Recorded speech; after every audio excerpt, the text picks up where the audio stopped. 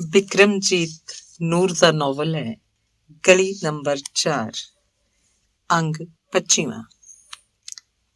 ਗਲੀ ਨੰਬਰ 4 ਵਾਲੀ ਮਿਸ਼ਰੋ ਸ਼ਕਲ ਸੂਰਤ ਵਿੱਚ ਤਾਂ ਪਿੰਡ ਵਾਲੀ ਮਿਸ਼ਰੋ ਨਾਲ ਪੂਰੀ ਤਰ੍ਹਾਂ ਮਿਲਦੀ ਜੁਲਦੀ ਸੀ।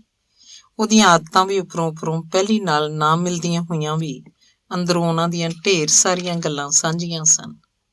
ਉਹ ਕਦੋਂ ਦੀ ਵਿਆਹੀ ਸੀ ਕੋਈ ਖਬਰ ਨਹੀਂ ਸੀ। ਉਹਦੇ ਪੇਕਿਆਂ ਸਹੁਰਿਆਂ ਦਾ ਵੀ ਕਿਸੇ ਨੂੰ ਪਤਾ ਨਹੀਂ ਸੀ। ਕਈ ਸਾਲ ਪਹਿਲਾਂ ਇਸ ਉਜਾੜ ਜਿਹੀ ਗਲੀ 'ਚ 2 ਕੁੜੀਆਂ ਤੇ ਇੱਕ ਮੁੰਡੇ ਨਾਲ ਇਹ ਪਰਿਵਾਰ ਇੱਥੇ ਇੱਕ ਟੁੱਟੇ ਜਿਹੇ ਮਕਾਨ 'ਚ ਆ ਕੇ ਕਿਰਾਏ ਤੇ ਰਹਿਣ ਲੱਗਾ ਸੀ। ਇੱਕ ਹੋਰ ਮੁੰਡਾ ਤੇ 2-3 ਕੁੜੀਆਂ ਇੱਥੇ ਆ ਕੇ ਉਹਨਾਂ ਦੇ ਪਰਿਵਾਰ 'ਚ ਅਛੋਪਲੇ ਜਿਹੇ ਸ਼ਾਮਲ ਹੋ ਗਏ ਸਨ। ਮਿਸ਼ਰੋ ਦਾ ਪਤੀ ਕੀ ਕੰਮ ਕਰਦਾ ਸੀ ਕਿਸੇ ਨੂੰ ਕੋਈ ਪਤਾ ਨਹੀਂ ਸੀ। ਹਾਂ, ਪੁਲਿਸ ਵਾਲੇ ਉਹਦੇ ਜ਼ਰੂਰ ਯਾਰ ਬੇਲੀ ਸਨ। ਉਹ ਅਕਸਰ ਹੀ ਸ਼ਰਾਬ ਪੀਤੀ ਰੱਖਦਾ ਸੀ। ਸਰੀਰਕ ਪੱਖੋਂ ਕਮਜ਼ੋਰ ਜਿਹਾ ਸੀ। ਮਿਸ਼ਰੋ ਵੀ ਪਹਿਲਾਂ ਤਾਂ ਪਤਲੀ ਪਤੰਗ ਵਰਗੀ ਸੀ। ਉਹਦੀ ਗਰਦਨ ਨਿੱਕੀ ਜਿਹੀ ਸੀ, ਮੋਢੇ ਵੀ ਢਲਵੇਂ ਨਹੀਂ ਸਨ, ਸਗੋਂ ਸਮਾਨ ਅੰਤਰ ਜਿਹੇ ਸਨ। ਤੁਰੀ ਜਾਂਦੀ ਤੇ ਜੇਕਰ ਪਿੱਛੋਂ ਦੀ ਨਜ਼ਰ ਪੈ ਜਾਂਦੀ ਤਾਂ ਭੈੜੀ ਜਿਹੀ ਲੱਗਦੀ, ਪਰ ਸਾਹਮਣੇ ਤੁਰੀ ਆਉਂਦੀ ਹਮੇਸ਼ਾ ਹੀ ਖੂਬਸੂਰਤ ਲੱਗਦੀ ਰਹੀ ਸੀ। ਛਾਤੀ ਭਾਰੀ ਸੀ ਪਰ ਸੀ ਪੂਰੀ ਕਸਵੀਂ। ਲੱਕ ਬਹੁਤਾ ਪਤਲਾ ਨਹੀਂ ਸੀ ਪਰ ਇੰਨਾ ਭਾਰਾ ਤੇ ਚੌੜਾ ਵੀ ਨਹੀਂ ਸੀ ਕਿ ਦੇਖ ਕੇ ਨੱਕ ਮੂੰਹ ਵੱਟਣਾ ਪਵੇ। ਮਕਾਨ ਜਾਂ ਪਲਾਟ ਉਸ ਸਮੇਂ ਬਹੁਤ ਹੀ ਸਸਤੇ ਸਨ। ਕੁਝ ਸਾਲ ਕਿਰਾਏ ਤੇ ਰਹਿ ਕੇ ਉਹੀ ਮਕਾਨ ਉਹਨਾਂ ਨੇ ਮੁੱਲ ਵੀ ਲੈ ਲਿਆ ਸੀ। ਪਿਛਲੇ ਕਮਰੇ ਤਾਂ ਉਹਨਾਂ ਨੇ ਉਸੇ ਤਰ੍ਹਾਂ ਹੀ ਰਹਿਣ ਦਿੱਤੇ ਸਨ, ਪਰ ਮੂਹਰੇ ਬੈਠਕ ਵੀ ਬਣਾ ਲਈ ਸੀ ਤੇ ਇਸ ਦੇ ਉੱਤੇ ਇੱਕ ਨਿੱਕਾ ਜਿਹਾ ਚੁਬਾਰਾ ਤੇ ਗੁਸਲਖਾਨਾ ਵੀ ਬਣਵਾ ਲਿਆ ਸੀ। ਕੁੜੀਆਂ ਮਾਂ ਵਾਂਗ ਹੀ ਵਧੀਆ ਕੱਪੜਾ ਲੀੜਾ ਪਹਿਨਦੀਆਂ। ਸਾਰੇ ਜਵਾਕ 5-5, 7-7 ਜਮਾਤਾਂ ਜੇਕਰ ਪੜ੍ਹ ਵੀ ਗਏ ਹੋਣਗੇ ਤੇ ਇਸ ਪਿੱਛੇ ਉਹਨਾਂ ਦੀ ਆਪਣੀ ਮਰਜ਼ੀ ਹੀ ਕੰਮ ਕਰਦੀ ਰਹੀ ਹੋਏਗੀ। ਘੱਟੋ ਘੱਟ ਉਹਨਾਂ ਦੇ ਮਾਂ-ਬਾਪ ਇਸ ਗੱਲੋਂ ਨਿਸ਼ਚਿੰਤ ਹੀ ਰਹੇ ਸਨ। ਉਹਨਾਂ ਦਾ ਫਰਜ਼ ਸਿਰਫ ਬੱਚੇ ਪੈਦਾ ਕਰ ਦੇਣ ਨਾਲ ਹੀ ਜਿਵੇਂ ਪੂਰਾ ਹੋ ਜਾਂਦਾ ਸੀ। ਕੁੜੀਆਂ ਵਿੱਚੋਂ ਵਿਆਹੀਆਂ ਵੀ ਜਾਂਦੀਆਂ ਰਹੀਆਂ, ਪਰ ਉਹ ਲੜ ਝਗੜ ਕੇ ਵਾਪਸ ਘਰ ਆ ਜਾਂਦੀਆਂ। ਇੱਕ ਅੱਧੀ ਦਾ ਤਾਂ ਘਰ ਵਾਲਾ ਵੀ ਮਰ ਗਿਆ ਸੀ। ਉਹਨੂੰ ਇਸ ਗੱਲੋਂ ਕੜਮੀ ਸਮਝ ਕੇ ਦੁਰਕਾਰਿਆ ਜਾਂਦਾ ਰਿਹਾ ਸੀ। 2 ਕੁ ਦੇ ਵਿਆਹ ਹੋਏ ਨਹੀਂ ਸੀ, ਉਹ ਘਰੇ ਬੈਠੀਆਂ ਬੈਠੀਆਂ ਭਾਰੀਆਂ ਜੀਆਂ ਹੋ ਗਈਆਂ ਸੀ। ਉਹ ਆਪਣੀ ਮਾਂ ਨਾਲੋਂ ਵੀ ਬੁੱਢੀਆਂ ਜਾਪਦੀਆਂ। ਸਾਰੀਆਂ ਨਾਲੋਂ ਵੱਡੀ ਤੋਂ ਛੋਟੀ ਯਾਨੀ ਦੂਜੇ ਨੰਬਰ ਵਾਲੀ ਸਿਆਣੀ ਨਿਕਲੀ ਸੀ। ਉਹਨੇ ਸਹੁਰੇ ਪਰਿਵਾਰ ਵਿੱਚ ਪੂਰੀ ਇੱਜ਼ਤ ਹਾਸਲ ਕੀਤੀ ਸੀ। ਮਾਂ ਉਹਦੀ ਮਾੜੀ ਸੀ ਤਾਂ ਫਿਰ ਕੀ ਹੋਇਆ, ਕੁੜੀ ਤਾਂ ਹੀਰੇ ਵਰਗੀ ਸੀ। ਕੁੜੀ ਦੀਆਂ ਅੱਗੇ 3 ਕੁੜੀਆਂ ਹੋ ਗਈਆਂ ਸੀ, ਪਰ ਇਹਨਾਂ ਤੋਂ ਬਾਅਦ ਮੁੰਡੇ ਦੀ ਵੀ ਬਖਸ਼ਿਸ਼ ਹੋ ਹੀ ਗਈ ਸੀ। ਸ਼ੁਰੂ 'ਚ ਮਿਸ਼ਰੋ ਕੁੜਮਾਂ ਦੇ ਜਾਂਦੀ ਨਹੀਂ ਸੀ, ਨਾ ਹੀ ਉਹ ਬਹੁਤਾ ਬੁਲਾਉਂਦੇ ਹੀ ਸਨ, ਪਰ ਹੌਲੀ ਆਉਣ ਜਾਣ ਹੋਣ ਲੱਗ ਪਿਆ ਸੀ। ਕੁੜੀ ਦੇ ਸਹੁਰਿਆਂ 'ਚੋਂ ਵੀ ਇੱਧਰ ਹਾਜ਼ਰੀ ਲੱਗਣ ਲੱਗ ਪਈ ਸੀ ਤੇ ਮਿਸ਼ਰੋ ਵੀ ਕਦੇ ਗੇੜਾ ਲਾ ਆਉਂਦੀ।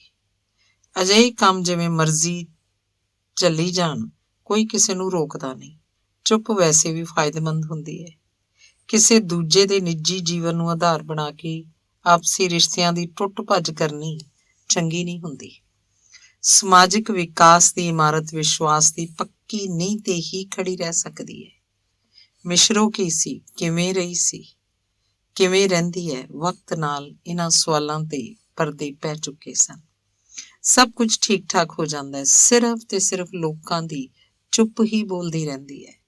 ਚੁੱਪ ਦੇ ਬੋਲ ਬਹੁਤ ਹੀ ਤਿੱਖੇ ਹੁੰਦੇ ਹਨ, ਪਰ ਇਹ ਕੇਵਲ ਕੰਨਾਂ ਵਾਲਿਆਂ ਨੂੰ ਹੀ ਸੁਣਾਈ ਦਿੰਦੇ ਹਨ।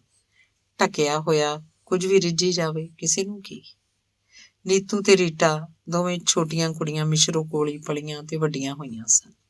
ਨਾਨੀ ਨੇ ਇਹਨਾਂ ਦੀ ਪੜ੍ਹਾਈ ਵੱਲ ਤਾਂ ਖਾਸ ਹੀ ਧਿਆਨ ਦਿੱਤਾ, ਲਾਡ ਵੀ ਲਡਾਇਆ ਤੇ ਪਿਆਰ ਵੀ ਦਿੱਤਾ ਸੀ, ਪਰ ਨਾਨੀ ਤੇ ਦੋਹਤੀਆਂ ਵਿੱਚ ਇੱਕ ਖਾਸ ਕਿਸਮ ਦੀ ਦੂਰੀ ਵੀ ਬਣੀ ਰਹੀ ਸੀ। ਥੋੜਾ ਜਿਹਾ ਵੱਡਾ ਹੋ ਜਾਣ ਉਪਰੰਤ ਮਿਸ਼ਰੋ ਨੇ ਕੋਈ ਵੀ ਬੱਚਾ ਰਾਤ ਨੂੰ ਆਪਣੇ ਨਾਲ ਨਹੀਂ ਸੀ ਪਾਇਆ। ਅਸਲ 'ਚ ਬੱਚੇ ਨੂੰ ਜਨਮ ਦੇਣ ਉਪਰੰਤ ਕੁਝ ਕੁ ਦਿਨਾਂ ਵਿੱਚ ਹੀ ਸਾਫ਼ ਸੁਥਰੀ ਹੋ ਜਾਇਆ ਕਰਦੀ ਸੀ। ਉਹਦੀਆਂ ਵੱਡੀਆਂ ਕੁੜੀਆਂ ਸਭ ਕੁਝ ਤੋਂ ਜਾਣੂ ਸਨ। ਦੋਹਤੀਆਂ ਮਿਸ਼ਰੋ ਰੂਪੀ ਬੁਝਾਰਤ ਨੂੰ ਸਮਝਣ ਤੋਂ ਤਾਂ ਅਸਮਰਥ ਰਹੀਆਂ ਸਨ। ਜੇਕਰ ਸਮਝ ਵੀ ਗਈਆਂ ਸਨ ਤਾਂ ਇਹਦੀ ਵਿਆਖਿਆ ਕਰਨੀ ਉਹਨਾਂ ਨੂੰ ਨਹੀਂ ਸੀ ਆਉਂਦੀ।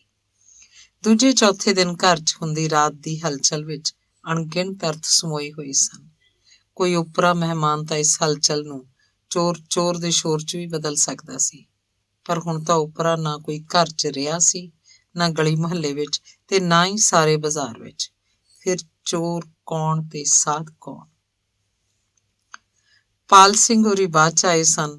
ਮਾਂ ਜੀ ਹੋਰੀ ਤਾਂ ਇਹਨਾਂ ਤੋਂ ਵੀ ਪਿੱਛੋਂ ਹੀ ਇੱਥੇ ਆਏ ਸਨ। ਇਹਨਾਂ ਨੇ ਇੱਥੇ ਪਲਾਟ ਲੈ ਕੇ ਆਪੋ ਆਪਣੇ ਮਕਾਨ ਬਣਾਏ ਸਨ। ਸੰਤ ਜੀ ਹੋਰੀ ਵੀ ਮਿਸ਼ਰੋ ਦੇ ਬਰਾਬਰ ਜੇ ਸਮੇਂ ਤੋਂ ਹੀ ਰਹਿ ਰਹੇ ਸਨ।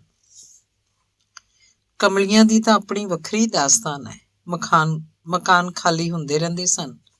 ਕਿਰਾਇਆ ਤੇ ਚੜ੍ਹਦੇ ਰਹਿੰਦੇ, ਫਿਰ ਖਾਲੀ ਹੋ ਜਾਂਦੇ। ਨਵੇਂ ਪਰਿਵਾਰ ਆ ਕੇ ਕੁਝ ਦੇਰ ਬਾਅਦ ਪੁਰਾਣੇ ਹੋਣ ਲੱਗਦੇ ਹਨ। ਜਦ ਬਲਜੀਤ ਸਿੰਘ ਦਾ ਪਰਿਵਾਰ ਇੱਥੇ ਆਇਆ ਸੀ ਤਾਂ ਉਹਨਾਂ ਨੂੰ ਕੁਝ ਦਿਨਾਂ ਬਾਅਦ ਹੀ ਪਤਾ ਲੱਗ ਗਿਆ ਸੀ ਕਿ ਇਹ ਜਨਾਨੀ ਠੀਕ ਨਹੀਂ। ਨਾ ਮੰਨਣਯੋਗ ਗੱਲ ਇਹ ਸੁਣੀ ਸੀ ਕਿ ਮਿਸ਼ਰੋ ਨੇ ਤਾਂ ਆਪਣੇ ਪਤੀ ਨੂੰ ਹੀ ਖਤਮ ਕਰ ਦਿੱਤਾ ਸੀ। ਵਿਆਹ ਤੋਂ ਕੁਝ ਸਾਲ ਬਾਅਦ ਉਹਦੇ ਪਤੀ ਨੇ ਅਫੀਮ ਆਦਿ ਦੇ ਧੰਦੇ 'ਚ ਢੇਰ ਸਾਰਾ ਧਨ ਕਮਾ ਲਿਆ ਸੀ। ਪੁਲਿਸ ਤੋਂ ਉਹਨੇ ਛਿੱਤਰ ਵੀ ਬਥੇਰੇ ਖਾਦੇ ਸੀ। ਪਰ ਇਹਨਾਂ ਵਿੱਚੋਂ ਬਹੁਤ ਸਾਰੇ ਉਹਦੇ ਯਾਰ ਬੇਲੀ ਵੀ ਤਾਂ ਆ ਬਣੇ ਸਨ। ਮਿਸ਼ਰੋ ਦੀਆਂ ਇਤਰਾਜ਼ਯੋਗ ਗੱਲਾਂ ਦਾ ਉਹ ਵਿਰੋਧ ਤਾਂ ਕਰਦਾ ਹੀ ਸੀ, ਪਰ ਇਹਨੂੰ ਕਾਬੂ 'ਚ ਰੱਖਣ ਲਈ ਹੋਰ ਚੀਜ਼ਾਂ ਦੇ ਨਾਲ-ਨਾਲ ਸਰੀਰਕ ਤਾਕਤ ਵੀ ਤਾਂ ਚਾਹੀਦੀ ਹੁੰਦੀ ਹੈ, ਜਿਹੜੀ ਕਿ ਮਿਸ਼ਰੋ ਦੇ ਪਤੀ 'ਚ ਕਦੀ ਆਈ ਨਹੀਂ ਸੀ। ਹੌਲੀ-ਹੌਲੀ ਮਿਸ਼ਰੋ ਨੇ ਉਹਨੂੰ ਸ਼ਰਾਬ ਦੀ ਬੋਤਲ 'ਚ ਡੁਬੋ ਕੇ ਰੱਖ ਦਿੱਤਾ ਸੀ। ਉਹ ਆਪਣੀ ਮੌਜ ਕਰੇ ਤੇ ਮਿਸ਼ਰੋ ਆਪਣੀ। ਮਿਸ਼ਰੋ ਖੁਦ ਬਥੇਰਾ ਪੈਸਾ ਕਮਾ ਲੈਂਦੀ ਸੀ। ਉਹਨੂੰ ਨਾ ਤਾਂ ਪਤੀ ਦੀ ਲੋੜ ਰਹੀ ਸੀ ਤੇ ਨਾ ਹੀ ਉਹਦੇ ਅਫੀਮ ਦੇ ਵਪਾਰ ਦੀ। ਜ਼ਿਆਦਾ ਕਮਜ਼ੋਰ ਹੋ ਜਾਣ ਤੇ ਉਹ ਸਗੋਂ ਹੋਰ ਵੀ ਭੌਂਕਦਾ, ਆਏ ਗਏ ਨੂੰ ਗੰਦੀਆਂ ਗਾਲਾਂ ਕੱਢਦਾ। ਫਿਰ ਸਰਦੀਆਂ ਦੀ ਇੱਕ ਰਾਤ ਮਿਸ਼ਰੋ ਦੇ ਪਤੀ ਨੇ ਨਸ਼ਾ ਕੁਝ ਜ਼ਿਆਦਾ ਹੀ ਕਰ ਲਿਆ ਸੀ। ਉਸ ਰਾਤ ਹੋਰ ਕਿਸੇ ਨੇ ਨਹੀਂ ਸੀ ਆਉਣਾ। ਮਿਸ਼ਰੋ ਨੇ ਸੋਚਿਆ ਅੱਜ ਪਤੀ ਨਾਲ ਹੀ ਪ੍ਰੇਮ ਲੀਲਾ ਰਚਾ ਲਈ ਜਾਵੇ। ਉੱਪਰ ਚੁਬਾਰੇ 'ਚ ਹੀ ਹੁੰਦਾ ਸੀ। ਮਿਸ਼ਰੋ ਨੂੰ ਆਪਣੇ ਕੋਲ ਆਈ ਨੂੰ ਦੇਖ ਕੇ ਉਹ ਹੈਰਾਨ ਹੀ ਰਹਿ ਗਿਆ ਸੀ। ਇਸ ਤਰ੍ਹਾਂ ਦੀਆਂ ਮੁਲਾਕਾਤਾਂ ਕਦੇ-ਕਦੇ ਨਸੀਬ ਹੁੰਦੀਆਂ ਸਨ, ਉਹ ਵੀ ਪਤੀ ਦੇ ਲੋੜੋਂ ਵੱਧ ਜ਼ੋਰ ਪਾਉਣ ਤੇ। ਅੱਜ ਤਾਂ ਸਭ ਕੁਝ ਉਲਟ ਹੋ ਗਿਆ ਸੀ। ਬੇਯਕੀਨੀ ਦੀ ਹਾਲਤ 'ਚ ਇੱਕ ਵਾਰ ਤਾਂ ਪਤੀ ਦੇਵ ਘਬਰਾ ਹੀ ਗਿਆ ਸੀ, ਪਰ ਇਹ ਘਬਰਾਹਟ ਥੋੜ੍ਹੀ ਦੇਰ ਹੀ ਰਹੀ। ਮਿਸ਼ਰੋ ਨੇ ਪਹਿਲਾਂ ਤਾਂ ਕੁਝ ਦੇਰ ਉਹਦੀ ਗਰਦਨ ਚੁੱਕ ਕੇ ਆਪਣੇ ਡੋਲੇ ਤੇ ਟਿਕਾਈ ਰੱਖੀ ਸੀ ਤੇ ਪਤੀ ਨੂੰ ਪਲੋਸਦੀ ਜੀ ਰਹੀ। ਬਾਅਦ 'ਚੋਂ ਮਜ਼ਬੂਤ ਤੇ ਭਾਰਾ ਡੋਲਾ ਥੱਲਿਓਂ ਕੱਢ ਕੇ ਸਿੱਧੇ ਲੇਟੇ ਪਤੀ ਦੀ ਗਰਦਨ ਦੇ ਉੱਤੇ ਟਿਕਾਤਾ ਸੀ ਤੇ ਫਿਰ ਇਸੇ ਗਰਦਨ ਤੇ ਹੀ ਕੂਹਣੀ ਭਾਰ ਹੋ ਗਈ ਸੀ। ਪਤੀ ਪਹਿਲਾਂ ਮੁਸਕਰਾਇਆ ਸੀ, ਜਿਵੇਂ ਪਤਨੀ ਚੌੜ ਹੀ ਕਰ ਰਹੀ ਹੋਵੇ, ਪਰ ਛੇਤੀ ਉਹਦੀਆਂ ਅੱਖਾਂ ਦੇ ਆਨੇ ਬਾਹਰ ਆਉਣੇ ਸ਼ੁਰੂ ਹੋ ਗਏ ਸੀ ਤੇ ਇਸੇ ਤਰ੍ਹਾਂ ਹੀ ਉਹ ਠੰਡਾ ਹੁੰਦਾ ਚਲਾ ਗਿਆ ਸੀ। ਅੰਦਰਲੀ ਕਹਾਣੀ ਦਾ ਹਰ ਇੱਕ ਨੂੰ ਪਤਾ ਸੀ, ਪਰ ਲੋਕ ਜ਼ਬਾਨ ਨਾਲ ਜਿਹੜੀਆਂ ਗੱਲਾਂ ਕਰ ਰਹੇ ਸਨ ਉਹ ਸਨ ਕਿ ਮਿਸ਼ਰੋ ਦਾ ਪਤੀ ਜ਼ਿਆਦਾ ਸ਼ਰਾਬ ਪੀ ਜਾਣ ਕਰਕੇ ਰੱਬ ਨੂੰ ਪਿਆਰਾ ਹੋ ਗਿਆ ਸੀ। ਅੰਗ 26ਵਾਂ। ਮਿਸ਼ਰੋ ਦੀਆਂ ਦੋਹਤੀਆਂ ਨਿੱਕੀਆਂ-ਨਿੱਕੀਆਂ ਸਨ ਜਦੋਂ ਉਹਨਾਂ ਦਾ ਨਾਨਾ ਅਕਾਲ ਚਲਾਣਾ ਕਰ ਗਿਆ ਸੀ। ਨਾਨੇ ਪ੍ਰਤੀ ਉਹਨਾਂ ਨੂੰ ਕੋਈ ਮੋਹ ਤਾਂ ਬੇਸ਼ੱਕ ਨਹੀਂ ਸੀ, ਫਿਰ ਵੀ ਘਰ 'ਚ ਅਚਾਨਕ ਸੋਗ ਭਰਿਆ ਮਾਹੌਲ ਬਣ ਜਾਣਾ ਕੁਝ ਨਾ ਕੁਝ ਤਾਂ ਅਸਰ ਪਾਉਂਦਾ ਹੀ ਹੈ। ਬਾਕੀ ਇਹ ਗੱਲ ਮਿਸ਼ਰੋ ਤੇ ਵੀ ਨਿਰਭਰ ਕਰਨੀ ਸੀ ਕਿ ਇਸ ਮੌਤ ਨੂੰ ਕਿੰਨਾ ਕੁ ਮਹੱਤਵ ਦਿੱਤਾ ਜਾਏ ਜਾਂ ਫਿਰ ਕਿਹਨਾਂ ਅਰਥਾਂ ਵਿੱਚ ਲਿਆ ਜਾਏ। ਵੈਸੇ ਵੀ ਬੇਕਾਰ ਜਿਹੇ ਬੰਦੇ ਦੀ ਮੌਤ ਤੇ ਕੋਈ ਬਹੁਤਾ ਰੋਣ ਧੋਣ ਹੁੰਦਾ ਹੀ ਨਹੀਂ। ਲੋਕ ਆਉਂਦੇ ਹਨ, ਆਪੋ ਆਪਣੇ ਬਿਜ਼ਨਸ ਦੀਆਂ ਗੱਲਾਂ ਕਰਕੇ ਗੋਂਗਲੂਆਂ ਤੋਂ ਮਿੱਟੀ ਝਾੜ ਕੇ ਚਲੇ ਜਾਂਦੇ ਹਨ। ਮਿਸ਼ਰੋ ਦੀ ਸਭ ਤੋਂ ਜ਼ਿਆਦਾ ਪਰਮਜੀਤ ਨਾਲ ਬਣਦੀ ਸੀ, ਸੋ ਇਹਨਾਂ ਦਿਨਾਂ ਦੌਰਾਨ ਉਹੀ ਆਏ ਗਏ ਨੂੰ ਚਾਹ ਪਾਣੀ ਪਿਆਉਂਦੀ ਰਹੀ ਸੀ। ਭੋਗ ਵਾਲੇ ਦਿਨ ਤਾਂ ਉਹ ਪੂਰੀ ਪ੍ਰਧਾਨੋ ਬਣੀ ਫਿਰਦੀ ਸੀ। ਉਹਦੀ ਕੁਝ ਰਗ ਵੀ ਮਿਸ਼ਰੋ ਨਾਲ ਮਿਲਦੀ ਜੁਲਦੀ ਸੀ। ਪਾਲ ਸਿੰਘ ਸਿਆਣਾ ਆਦਮੀ ਸੀ, ਪਰ ਕਦੇ-ਕਦੇ ਪੁਰਸ਼ ਦੀਆਂ ਸਾਰੀਆਂ ਸਿਆਣਪਾਂ ਇਸਤਰੀ ਅੱਗੇ ਫੇਲ ਹੋ ਜਾਂਦੀਆਂ। ਇਸਤਰੀ ਕੀ ਚਾਹੁੰਦੀ ਹੈ, ਸੱਚ ਤਾਂ ਇਹ ਹੈ ਕਿ ਕੋਈ ਵੀ ਕਦੇ ਜਾਣ ਜਾਂ ਸਮਝ ਹੀ ਨਹੀਂ ਸਕਿਆ। ਇਸ ਤਰ੍ਹਾਂ ਦੇ ਸਮਾਜ ਸੇਵਾ ਦੇ ਕੰਮਾਂ 'ਚ ਦਿਲਚਸਪੀ ਤਾਂ ਪਾਲ ਸਿੰਘ ਵੀ ਲੈਂਦਾ ਸੀ, ਪਰ ਚੰਗੇ ਤੇ ਮਾੜੇ ਦੇ ਅੰਤਰ ਨੂੰ ਸਮਝ ਕੇ ਹੀ ਉਹ ਕੋਈ ਗੱਲ ਕਰਿਆ ਕਰਦਾ ਸੀ। ਕੰਮਾਂ ਕਾਰਾਂ ਤੋਂ ਵਿਹਲੀਆਂ ਹੋ ਕੇ ਸਾਰੀਆਂ ਜਨਾਨੀਆਂ ਗਲੀ ਵਿੱਚ ਆ ਜਾਂਦੀਆਂ, ਚੁਸਤ ਚਲਾਕ ਗੱਲਾਂ ਦੇ ਆਪੋ ਆਪਣੇ ਤੀਰ ਛੱਡਣ ਲੱਗਦੀਆਂ। ਹਰਜੀਤ ਬਹੁਤਾ ਬਾਹਰ ਨਾ ਨਿਕਲਦੀ, ਪਰ ਬਾਹਰਲਾ ਮੱਛੀ ਬਾਜ਼ਾਰ ਫੈਲ ਕੇ ਅੰਦਰ ਤੱਕ ਆ ਹੀ ਪਹੁੰਚਦਾ। ਕਦੇ-ਕਦੇ ਉਹ ਖਿੱਚ ਕੇ ਕਹਿੰਦੀ, ਵੇਖ ਕਿਵੇਂ ਭੌਂਕੀ ਜਾਂਦੀਆਂ ਕੁੱਤੇ ਵਾਂਗ। ਬਲਜੀਤ ਬੋਲਦਾ, ਵਿਹਲੀਆਂ ਹੈਗੀਆਂ, ਭੌਂਕਣਾ ਹੀ ਹੈ, ਅੰਨਾ ਕੁੱਤਾ ਵਾਹ ਨੂੰ ਭੌਂਕੇ। ਮਾਣੀ ਦੀ ਬਲਜੀਤ ਦੇ ਗੁਆਂਢੀ ਮੋਟੇ ਸ਼ਰਾਬੀ ਦੀ ਘਰਵਾਲੀ ਨਾਲ ਦੋਸਤੀ ਸੀ। ਆਮੋ ਸਾਹਮਣੇ ਰਹਿੰਦੇ ਹੋਏ ਵੀ ਉਹਨਾਂ ਦੇ ਪਤੀ ਤਾਂ ਜਿਵੇਂ ਇੱਕ ਦੂਜੇ ਨੂੰ ਜਾਣਦੇ ਹੀ ਨਹੀਂ ਸੀ। ਐਵੇਂ ਨੱਕ ਮੂੰਹ ਜਿਹਾ ਚੜਾਉਂਦੇ ਰਹਿੰਦੇ ਸੀ, ਇੱਕ ਦੂਜੇ ਨੂੰ ਸਾਲਾ ਸ਼ਰਾਬੀ ਕਿਸੇ ਥਾਂ ਦਾ ਕਹਿ ਕੇ ਅੰਦਰੋਂ ਅੰਦਰ ਹੀ ਨਿੰਦਦੇ। ਮੋਟਾ ਨੌਕਰੀ ਵਿੱਚ ਸੀ, ਉਹਨੂੰ ਪੀਣ ਨੂੰ ਵੀ ਮੁਫਤ ਦੀ ਮਿਲ ਜਾਂਦੀ ਸੀ। ਇੱਧਰਲਾ ਸਾਰਾ ਦਿਨ ਤਾਸ਼ ਦੇ ਪੱਤੇ ਲਾਉਂਦਾ ਰਹਿੰਦਾ ਸੀ। ਸੁਣਿਆ ਤਾਂ ਇਹ ਸੀ ਕਿ ਜੂਆ ਵੀ ਖੇਡਦਾ ਹੈ। ਉਹ ਵੀ ਗੁਜ਼ਾਰੇ ਜੋਗੇ ਪੈਸੇ ਬਣਾ ਹੀ ਲੈਂਦਾ ਹੋਏਗਾ। ਮਾਂ ਜੀ ਬਥੇਰਾ ਖਪਦੀ ਸੀ, ਰੋਂਦੀ ਪਿੱਟਦੀ ਵੀ ਸੀ।